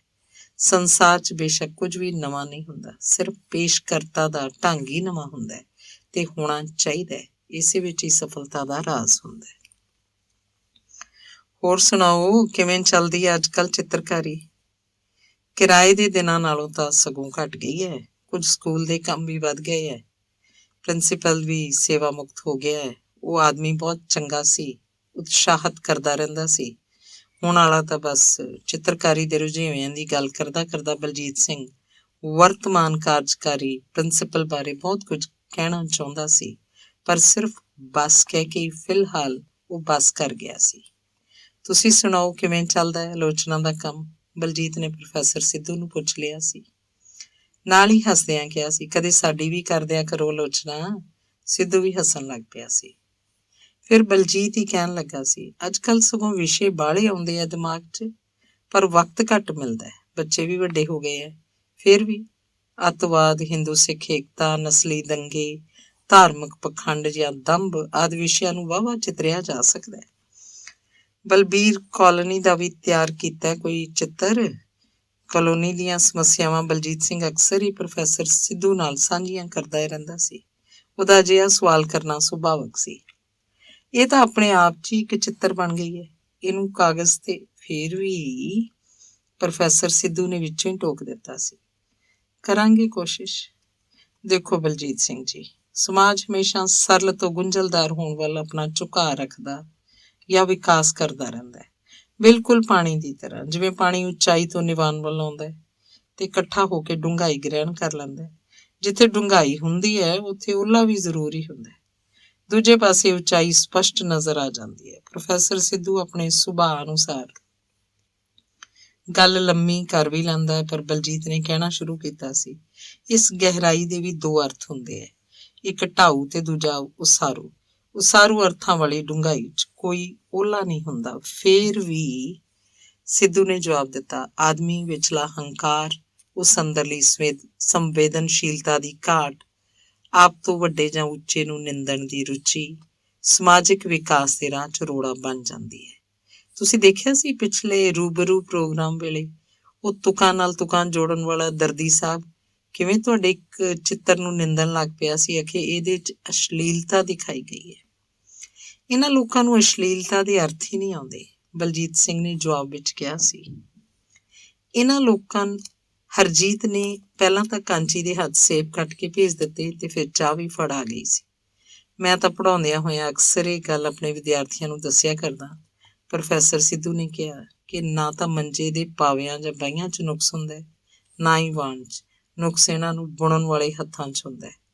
ਵਾਣ ਬੇਸ਼ੱਕ ਘਟੀਆ ਗੁਣ ਵਾਲਾ ਵੀ ਹੋਵੇ, ਪਰ ਬੁਣਤੀ ਕਰਨ ਵਾਲੇ ਦੇ ਜ਼ਿਹਨ 'ਚ ਇਕਾਗਰਤਾ ਹੋਵੇ ਤਾਂ ਬੁਣਿਆ ਹੋਇਆ ਮੰਜਾ ਖੂਬਸੂਰਤ ਜਾਪੇਗਾ। ਫਿਰ ਇਸ ਉੱਤੇ ਬੈਠਣ ਜਾਂ ਸੌਣ ਦਾ ਵੀ ਮਜ਼ਾ ਆ ਜਾਂਦਾ ਹੈ। ਬੇਧਿਆਨ ਆਦਮੀ ਗੰਢਾਂ ਪਾ ਕੇ ਇਹਦਾ ਸਤਿਆਨਾਸ ਵੀ ਕਰ ਦਿੰਦੇ ਹੈ। ਇਸ ਵਿਚਲਾ ਨਮੂਨਾ ਤੇ ਰੰਗ ਬਿਰੰਗਾਪਣ ਹੋਰ ਅਰਥ ਦਾ ਪ੍ਰਤੀਕ ਹੁੰਦਾ ਹੈ। ਬਿਲਕੁਲ ਠੀਕ ਕਿਹਾ ਤੁਸੀਂ, ਬਲਜੀਤ ਨੇ ਹਾਮੀ ਭਰੀ ਸੀ। ਫਿਰ ਗਲੀ ਮੁਹੱਲੇ ਤੇ ਸਮਾਜ ਬਾਰੇ ਆਪਣੀ ਸੋਚ ਉਸਾਰੂ ਹੋਣੀ ਚਾਹੀਦੀ ਹੈ। ਇਹ ਤਾਂ ਹੈ ਹੀ, ਬਲਜੀਤ ਸਿੰਘ ਨੇ ਕਿਹਾ। ਨਾਲੇ ਆਮ ਆਦਮੀ ਦੀ ਸੋਚ ਇੰਨੀ ਉੱਚੀ ਜਾਂ ਗਹਿਰੀ ਨਹੀਂ ਹੁੰਦੀ ਜਿੰਨੀ ਤੁਹਾਡੇ ਵਰਗੇ ਬੁੱਧੀਜੀਵੀਆਂ ਦੀ। ਤੁਹਾਡੇ ਵਰਗੇ ਵੀ ਚਲੋ ਮੰਨ ਜਾਂਦੇ ਹਾਂ ਪ੍ਰੋਫੈਸਰ ਸਾਹਿਬ, ਦੋਵੇਂ ਹੱਸਣ ਲੱਗੇ ਸਨ, ਪਰ ਇਸ ਹਾਸੇ 'ਚ ਨਿਮਰਤਾ ਵੀ ਕਿਤੇ-ਕਿਤੇ ਸਮਾਈ ਹੋਈ ਸੀ। ਇਹ ਉਹਨਾਂ ਦੇ ਚਿਹਰੇ ਦੱਸ ਰਹੇ ਸਨ। ਮੰਚ ਦਾ ਜਨਰਲ ਸਕੱਤਰ ਜੱਸੀ ਵੀ ਆ ਪਹੁੰਚਿਆ ਸੀ। ਉਹ ਸਭਾ ਦੀ ਅਗਲੀ ਸਰਗਰਮੀ ਬਾਰੇ ਵਿਚਾਰ ਕਰਨ ਲੱਗੇ। ਅੰਗ 34ਵਾਂ। ਮਾਂ ਜੀ ਦੀ ਰਿਹਾਇਸ਼ ਦੇ ਨਾਲ ਇੱਕ ਪੁਰਾਣਾ ਜਿਹਾ ਮਕਾਨ ਸੀ, ਜੋ ਕਿ ਕਿਰਾਏ ਤੇ ਹੀ ਚੜ੍ਹਦਾ ਲਹਿੰਦਾ ਰਹਿੰਦਾ ਸੀ। ਅੱਜ ਕੱਲ੍ਹ ਇੱਕ ਛੋਟਾ ਜਿਹਾ ਪਰਿਵਾਰ ਆ ਕੇ ਰਹਿਣ ਲੱਗਾ ਸੀ। ਪਤੀ ਪਤਨੀ ਤੇ ਇੱਕ 4-5 ਸਾਲ ਦੀ ਕੁੜੀ ਸੁਮਨ। ਸੁਮਨ ਦੇ ਡੈਡੀ ਦਾ ਨਾਂ ਟੀਟੂ ਸੀ ਤੇ ਉਹ ਮੰਡੀ ਦੇ ਇੱਕ ਵੱਡੇ ਆੜ੍ਹਤੀਏ ਕੋਲ ਨੌਕਰੀ ਕਰਦਾ ਸੀ। ਕੰਮ ਕੀ ਸੀ? ਆਏ ਹੋਏ ਦਾਣੇ ਦੱਪੇ ਤੇ ਹੋਰ ਨਰਮੇ ਕਪਾਹ ਆਦਿ ਦੀ ਨਿਗਰਾਨੀ ਰੱਖਣੀ। ਉਹਨੂੰ ਗੁਜ਼ਾਰੇ ਲਾਇਕ 5ਵੀਂ ਤਨਖਾਹ ਮਿਲ ਜਾਂਦੀ ਸੀ। ਟੀਟੂ ਸੋਹਣਾ ਜਵਾਨ ਸੀ। ਉਹਦਾ ਕੱਦ ਲੰਮਾ ਸੀ, ਰੰਗ ਗੋਰਾ ਤੇ ਚਿਹਰਾ ਪਤਲਾ। ਹਮੇਸ਼ਾ ਹੀ ਪੈਂਟ ਕਮੀਜ਼ ਪਾ ਕੇ ਰੱਖਦਾ। ਸਰਦੀ ਹੁੰਦੀ ਜਾਂ ਗਰਮੀ, ਕਮੀਜ਼ ਨੂੰ ਪੈਂਟ ਦੇ ਵਿੱਚ ਹੀ ਤੁੰਨੀ ਰੱਖਦਾ। ਸਵੇਰੇ ਬਾਰ 'ਚ ਖੜਾ ਦਾਤਣ ਕਰ ਰਿਹਾ ਹੁੰਦਾ ਤਾਂ ਵੀ ਕਮੀਜ਼ ਪੈਂਟ ਦੇ ਵਿੱਚ ਹੀ ਪਾਈ ਹੁੰਦੀ, ਜਿਵੇਂ ਰਾਤ ਨੂੰ ਵੀ ਪਾ ਕੇ ਹੀ ਸੌਂ ਜਾਂਦਾ ਹੋਵੇ। ਵੈਸੇ ਉਹ ਮਿਲਣਸਾਰ ਸੀ। ਲੰਘਦੇ ਟੱਪਦੇ ਨੂੰ ਦੋਵੇਂ ਹੱਥ ਜੋੜ ਕੇ ਸਤਿ ਸ੍ਰੀ ਅਕਾਲ ਬੁਲਾਉਂਦਾ। ਸੁਮਨ ਦੀ ਮੰਮੀ ਵੀ ਬਹੁਤ ਖੂਬਸੂਰਤ ਸੀ। ਉਹਦਾ ਕੱਦ ਛੋਟਾ ਸੀ, ਚਿਹਰਾ ਗੋਲ ਤੇ ਵਾਲ ਘੁੰਗਰਾਲੇ ਤੇ ਸੰਘਣੇ ਸਨ। ਉਹ ਅਕਸਰ ਸਾੜੀ ਲਾ ਕੇ ਰੱਖਦੀ। ਚਿਹਰੇ ਤੇ ਭਾਰਾ ਮੇਕਅਪ ਕੀਤਾ ਹੁੰਦਾ, ਜਿਹੜਾ ਕਿ ਭੈੜਾ ਨਹੀਂ ਸੀ ਲੱਗਦਾ। ਜਦੋਂ ਛੱਤ ਦੀਆਂ ਪੌੜੀਆਂ ਚੜ੍ਹਦੀ ਤਾਂ ਝਾਂਜਰਾਂ ਤਾਂ ਆਪਣਾ ਸੰਗੀਤ ਪੈਦਾ ਕਰਦੀਆਂ ਹੀ ਉਹ ਆਪਣੀ ਸਾੜੀ ਵੀ ਥੋੜ੍ਹੀ ਜਿਹੀ ਉਤਾਂਹ ਚੁੱਕ ਲੈਂਦੀ। ਮੋਟੀਆਂ ਤੇ ਗੋਰੀਆਂ ਪਰ ਮਜ਼ਬੂਤ ਪਿੰਜਣੀਆਂ ਸੋਹਣੀਆਂ ਲੱਗਦੀਆਂ। ਟੀਟੂ ਘਰ ਨਾ ਵੀ ਹੁੰਦਾ, ਉਹ ਤਾਂ ਵੀ ਅੰਦਰ ਹੀ ਬੈਠੀ ਰਹਿੰਦੀ। ਪਰ ਸੁਮਨ ਸਾਰਾ ਦਿਨ ਅੰਦਰ ਨਾ ਵੜਦੀ। ਉਹ ਗਲੀ 'ਚ ਹੀ ਖੇਡਦੀ ਰਹਿੰਦੀ। ਥੋੜ੍ਹੀ ਦੇਰ ਬਾਅਦ ਉਹ ਬਾਹਰ 'ਚ ਖੜੀ ਹੀ ਕੁੜੀ ਨੂੰ ਬਹੁਤ ਹੀ ਉੱਚੇ ਬੋਲ 'ਚ "ਏ ਸੁਮਨੇ" ਦੀ ਆਵਾਜ਼ ਮਾਰਦੀ ਤਾਂ ਕੁੜੀ ਜਿੱਥੇ ਕਿਤੇ ਵੀ ਹੁੰਦੀ ਦੌੜ ਕੇ ਘਰੇ ਪਹੁੰਚ ਜਾਂਦੀ। ਕਦੇ-ਕਦੇ ਤਾਂ ਹੋਰ ਕਿਸੇ ਨੂੰ ਪਤਾ ਵੀ ਨਾ ਲੱਗਦਾ ਤੇ ਸੁਮਨ ਘਰ ਨੂੰ ਦੌੜ ਪੈਂਦੀ। ਉਹ ਆਪਣੀ ਮੰਮੀ ਦੀ ਆਵਾਜ਼ ਸੁਣ ਲੈਂਦੀ ਸੀ ਤੇ ਜੇਕਰ ਥੋੜ੍ਹੀ ਜਿਹੀ ਕੁਤਾਹੀ ਕਰ ਜਾਂਦੀ ਤਾਂ ਉਹਨੂੰ ਥੱਪੜ ਵੀ ਖਾਣੇ ਪੈਂਦੇ ਸੀ। ਇਸੇ ਤਰ੍ਹਾਂ ਹੀ ਇੱਕ ਦਿਨ ਉਹ ਸੁਮਨ ਨੂੰ ਚਪੇੜਾ ਮਾਰ ਰਹੀ ਸੀ ਤਾਂ ਮੋਟੇ ਸ਼ਰਾਬੀ ਦੇ ਘਰ ਵਾਲੀ ਨੇ ਬਾਹਰ ਨਿਕਲ ਕੇ ਕਹਿ ਦਿੱਤਾ ਸੀ, "ਨਾ ਭੈਣੇ, ਐ ਨਾ ਮਾਰ ਜਵਾਕੜੀ ਨੂੰ।" ਪਰ ਉਹ ਰੁਕੀ ਨਹੀਂ ਸੀ। ਉਹਨੇ ਆਪਣੇ ਬੁੱਲ੍ਹ ਜਿਹੇ ਸੁਕੇੜ ਲਏ ਸਨ ਤੇ ਸੁਮਨ ਨੂੰ ਅੰਦਰ ਲੈ ਜਾ ਕੇ ਦਰਵਾਜ਼ਾ ਬੰਦ ਕਰ ਲਿਆ ਸੀ। ਟੀਟੂ ਸੁਮਨ ਨੂੰ ਬਹੁਤ ਪਿਆਰ ਕਰਦਾ ਸੀ। ਉਹਨੇ ਕੁੜੀ ਦਾ ਕਦੇ ਨਾਂ ਨਹੀਂ ਸੀ ਲਿਆ, ਸਗੋਂ ਉਹਨੂੰ ਪੁੱਤ ਕਹਿ ਕੇ ਹੀ ਬੁਲਾਇਆ ਕਰਦਾ ਸੀ। ਇੱਕ ਸ਼ਾਹ ਕਾਲੇ ਰੰਗ ਰੂਪ ਵਾਲਾ ਲਾਲਾ ਟੀਟੂ ਕੋਲ ਕਦੇ-ਕਦੇ ਆ ਜਾਇਆ ਕਰਦਾ। ਸ਼ਾਇਦ ਟੀਟੂ ਦੇ ਮਾਲਕਾਂ 'ਚੋਂ ਕੋਈ ਇੱਕ ਸੀ। ਉਮਰ 'ਚ ਟੀਟੂ ਤੋਂ 5-4 ਸਾਲ ਵੱਡਾ ਹੀ ਹੋਏਗਾ, ਪਰ ਸਰੀਰ ਦਾ ਉਹ ਹਲਕਾ ਜਿਹਾ ਸੀ। ਉਹਨਾਂ ਦੇ ਲਾਂਘੇ ਵਿੱਚ ਇੱਕ ਪੁਰਾਣਾ ਜਿਹਾ ਤਖਤਪੋਸ਼ ਪਿਆ ਹੁੰਦਾ ਸੀ। ਉੱਥੇ ਹੀ ਉਹ ਆ ਕੇ ਬੈਠ ਜਾਂਦਾ ਤੇ ਬੀੜੀ ਲਾ ਲੈਂਦਾ। ਸੁਮਨ ਦੀ ਮਾਂ ਪਾਣੀ ਦਾ ਗਲਾਸ ਜਾਂ ਚਾਹ ਆਦਿ ਨਿਸ਼ੰਗ ਹੋ ਕੇ ਫੜਾ ਜਾਂਦੀ। ਕਦੇ-ਕਦੇ ਲਾਲਾ ਸੁਮਨ ਨੂੰ ਖਿੱਚ ਕੇ ਗੋਦ ਵਿੱਚ ਲੈ ਲੈਂਦਾ ਤੇ ਉਹਦੀਆਂ ਗੱਲਾਂ ਥਪਥਪਾਉਣ ਲੱਗ ਪੈਂਦਾ। ਕੁੜੀ ਇਸ ਗੱਲ ਦੀ ਹਲਕਤ ਮੰਨਦੀ ਤੇ ਬਾਹਰ ਵੱਲ ਦੌੜ ਜਾਂਦੀ। ਜਦੋਂ ਟੀਟੂ ਦੀ ਗੈਰ ਹਾਜ਼ਰੀ ਵਿੱਚ ਵੀ ਢੇਰ ਸਾਰਾ ਨਿੱਕ ਸੁੱਕ ਲੈ ਕੇ ਨਿੱਤ ਵਾਂਗ ਹੀ ਆਉਣ ਲੱਗ ਪਿਆ ਸੀ ਤਾਂ ਉਹ ਸਾਹਮਣੇ ਵਾਲੀਆਂ ਦੋਹਾਂ ਸਹੇਲੀਆਂ ਨੇ ਨਿਗਾਹ ਰੱਖਣੀ ਸ਼ੁਰੂ ਕਰਤੀ ਸੀ। ਲਾਲੇ ਦਾ ਨਾਂ ਇੰਦਰ ਸੀ। ਉਹ ਟੀਟੂ ਦੇ ਮਾਲਕ ਆੜ੍ਹਤੀਏ ਦਾ ਭਤੀਜਾ ਸੀ। ਟੀਟੂ ਹੋਰੀ ਇਹ ਤੋਂ ਪਹਿਲਾਂ ਦੁਕਾਨ ਦੇ ਨੇੜੇ ਹੀ ਕਿਰਾਏ ਤੇ ਰਹਿੰਦੇ ਸੀ। ਸੁਮਨ ਉਹਨਾਂ ਦੇ ਵਿਆਹ ਤੋਂ 4-5 ਸਾਲ ਬਾਅਦ ਪੈਦਾ ਹੋਈ ਸੀ। ਟੀਟੂ ਦੇ ਸਹੁਰੇ ਅਬੋਹਰ ਦੇ ਨੇੜਲੇ ਕਿਸੇ ਪਿੰਡ ਦੇ ਸਨ। ਟੀਟੂ ਨੇ ਪਤਨੀ ਨੂੰ ਖੁਸ਼ ਰੱਖ ਸਕਣ ਦੀ ਕੋਈ ਕਸਰ ਨਹੀਂ ਸੀ ਛੱਡੀ ਹੋਈ। ਕਦੇ-ਕਦੇ ਜਦ ਟੀਟੂ ਕੰਮ ਜ਼ਿਆਦਾ ਹੋਣ ਕਾਰਨ ਦੁਪਹਿਰੇ ਵੀ ਘਰ ਨਾ ਆਉਂਦਾ ਤਾਂ ਉਹਦੀ ਪਤਨੀ ਉਹਦੀ ਰੋਟੀ ਲੈ ਕੇ ਦੁਕਾਨ ਤੇ ਹੀ ਚਲੀ ਜਾਂਦੀ। ਟੀਟੂ ਦੀ ਪਤਨੀ ਜੇਕਰ ਸਾਹਮਣੇ ਤੁਰੀ ਆਉਂਦੀ ਦਿਸ ਪੈਂਦੀ ਤਾਂ ਇੰਦਰ ਨੀਵੀਂ ਹੀ ਪਾ ਲੈਂਦਾ ਤੇ ਉਹਦੇ ਆਉਣ ਦੀ ਸੂਚਨਾ ਟੀਟੂ ਨੂੰ ਦੇ ਦਿੰਦਾ। ਪਰ ਜਦੋਂ ਰੋਟੀ ਫੜਾ ਕੇ ਵਾਪਸ ਜਾ ਰਹੀ ਹੁੰਦੀ ਤਾਂ ਉਹਦੀ ਪਿੱਠ ਤੇ ਨਜ਼ਰਾਂ ਵੀ ਪਾਸੇ ਨਾ ਕਰਦਾ। ਸਮਾਂ ਪਾ ਕੇ ਝਾਂਜਰਾਂ ਟੀਟੂ ਦੀ ਘਰਵਾਲੀ ਦੇ ਪੈਰਾਂ 'ਚ ਛਣਕਣ ਦੀ ਬਜਾਏ ਇੰਦਰ ਦੇ ਦਿਲ 'ਚ ਛਣ ਕਰਨ ਲੱਗ ਪਈਆਂ ਸਨ। ਇੰਦਰ ਖੁਦ ਵੀ 3 ਜਵਾਕਾਂ ਦਾ ਬਾਪ ਸੀ, ਪਰ ਅੱਗ ਦੋਹਾਂ ਪਾਸਿਆਂ ਤੋਂ ਬਰਾਬਰ ਦੀ ਲੱਗ ਚੁੱਕੀ ਸੀ।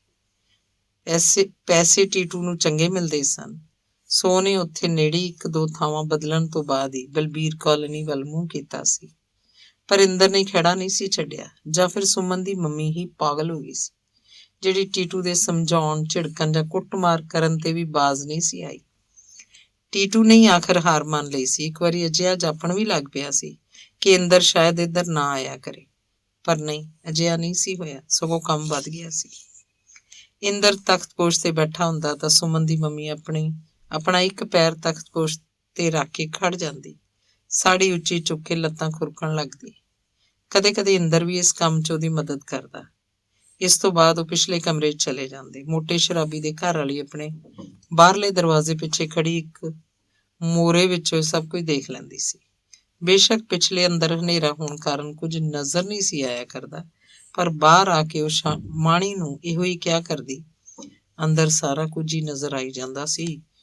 ਕੰਜਰੀ ਬਾਹਰਲਾ ਬਾਰ ਵੀ ਬੰਦ ਨਹੀਂ ਕਰਦੀ। ਗੰਦ ਪਾ ਰੱਖਿਆ ਇਸ ਚੁੜੇਲ ਨੇ। ਪਰ ਸੁਮਨ ਦੀ ਮਾਂ ਜਦ ਕਦੇ ਬਣ ਠਣ ਕੇ ਬਾਹਰ ਨਿਕਲਦੀ ਤਾਂ ਇਹ ਸਾਰੀਆਂ ਉਸ ਨਾਲ ਗੱਲ ਕਰਨੋਂ ਵੀ ਤਰਸਦੀਆਂ। ਉਹਦੀ ਫੱਬਤ ਤੇ ਸਗੋਂ ਮਾਣ ਜਿਹਾ ਮਹਿਸੂਸ ਕਰਦੀਆਂ। ਜਿਵੇਂ ਕਿ ਸਾਫ਼ ਹੈ ਕਿ ਹਰ ਕਹਾਣੀ ਦੀ ਪਹਿਲਾਂ ਸ਼ੁਰੂਆਤ ਹੁੰਦੀ ਹੈ, ਫਿਰ ਮੱਧ ਤੋਂ ਬਾਅਦ ਸਿਖਰ ਤੇ ਵੀ ਜਾ ਪਹੁੰਚਦੀ ਹੈ। ਕਿਸੇ ਕਹਾਣੀ ਦਾ ਅੰਤ ਹੁੰਦਾ ਹੀ ਨਹੀਂ। ਪਾਤਰ ਆਪੋ ਆਪਣੀ ਭੂਮਿਕਾ ਨਿਭਾ ਕੇ ਪਰਦੇ ਦੇ ਪਿੱਛੇ ਚਲੇ ਜਾਂਦੇ ਹਨ, ਪਰ ਕਹਾਣੀ ਚੱਲਦੀ ਹੀ ਰਹਿੰਦੀ ਹੈ। ਸਰਦੀਆਂ ਦੇ ਦਿਨ ਸਨ। ਟੀਟੂ ਦੀ ਵਹੁਟੀ 2 ਦਿਨਾਂ ਤੋਂ ਲਾਪਤਾ ਸੀ। ਸੁਮਨ ਆਪਣੇ ਡੈਡੀ ਕੋਲ ਹੀ ਸੀ। ਉਧਰ ਇੰਦਰ ਵੀ ਦੁਕਾਨ ਤੇ ਨਹੀਂ ਸੀ ਹੁੰਦਾ। ਟੀਟੂ ਨੇ ਵਿਆਹ ਤੋਂ ਪਹਿਲਾਂ ਤੇ ਫਿਰ ਬਾਅਦ ਵਿੱਚ ਵੀ ਸ਼ਰਾਬ ਨਹੀਂ ਸੀ ਪੀਤੀ। ਇੰਦਰ ਦੇ ਚੱਕਰ ਨੇ ਉਹਨੂੰ ਇਹ ਚੇਟਕ ਵੀ ਲਾ ਦਿੱਤੀ ਸੀ। ਫਿਰ ਦਿਨ ਤੇ ਰਾਤ ਵਿੱਚ ਫਰਕ ਨਹੀਂ ਸੀ ਰਿਹਾ। ਪਹਿਲਾ ਦਿਨ ਤੇ ਰਾਤ ਉਹ ਪਤਨੀ ਨੂੰ ਉਡੀਕਦਾ ਰਿਹਾ ਸੀ, ਪਰ ਦੂਜੀ ਰਾਤ ਨਾ ਸ਼ਰਾਬ ਪੀਤੀ ਸੀ ਤੇ ਨਾ ਹੀ ਉਡੀਕਿਆ ਸੀ। ਸਗੋਂ ਉਹਨੇ ਸਲਫਾਸ ਦੀਆਂ ਇਕੱਠੀਆਂ 2 ਗੋਲੀਆਂ ਨਿਗਲ ਕੇ ਆਪਣੀ ਜੀਵਨ ਲੀਲਾ ਹੀ ਖਤਮ ਕਰ ਲਈ ਸੀ। ਸੁਮਨ ਦੇ ਅੰਦਰੋਂ ਉੱਚੀ ਉੱਚੀ ਰੋਣ ਨਾਲ ਹੀ ਗਲੀ ਵਾਲਿਆਂ ਨੂੰ ਪਤਾ ਲੱਗ ਗਿਆ ਸੀ। ਛੱਤ ਤੋਂ ਹੋ ਕੇ ਥੱਲੇ ਉਤਰ ਕੇ ਜਦ ਦੇਖਿਆ ਗਿਆ ਸੀ ਤਾਂ ਟੀਟੂ ਦਾ ਧੜ ਤਖਤਪੋਸ਼ ਤੇ ਪਿਆ ਸੀ ਤੇ ਸਿਰ ਥੱਲੇ ਲਟਕ ਰਿਹਾ ਸੀ। ਸਾਰੇ ਲਾਂਘੇ 'ਚ ਉਲਟੀਆਂ ਦੀ ਬਦਬੂ ਫੈਲੀ ਹੋਈ ਸੀ। ਸੁਮਨ ਦੀ ਮੰਮੀ ਵਾਪਸ ਤਾਂ ਆ ਗਈ ਸੀ, ਪਰ ਪਤੀ ਦੇ ਸੰਸਕਾਰ ਤੋਂ ਬਾਅਦ।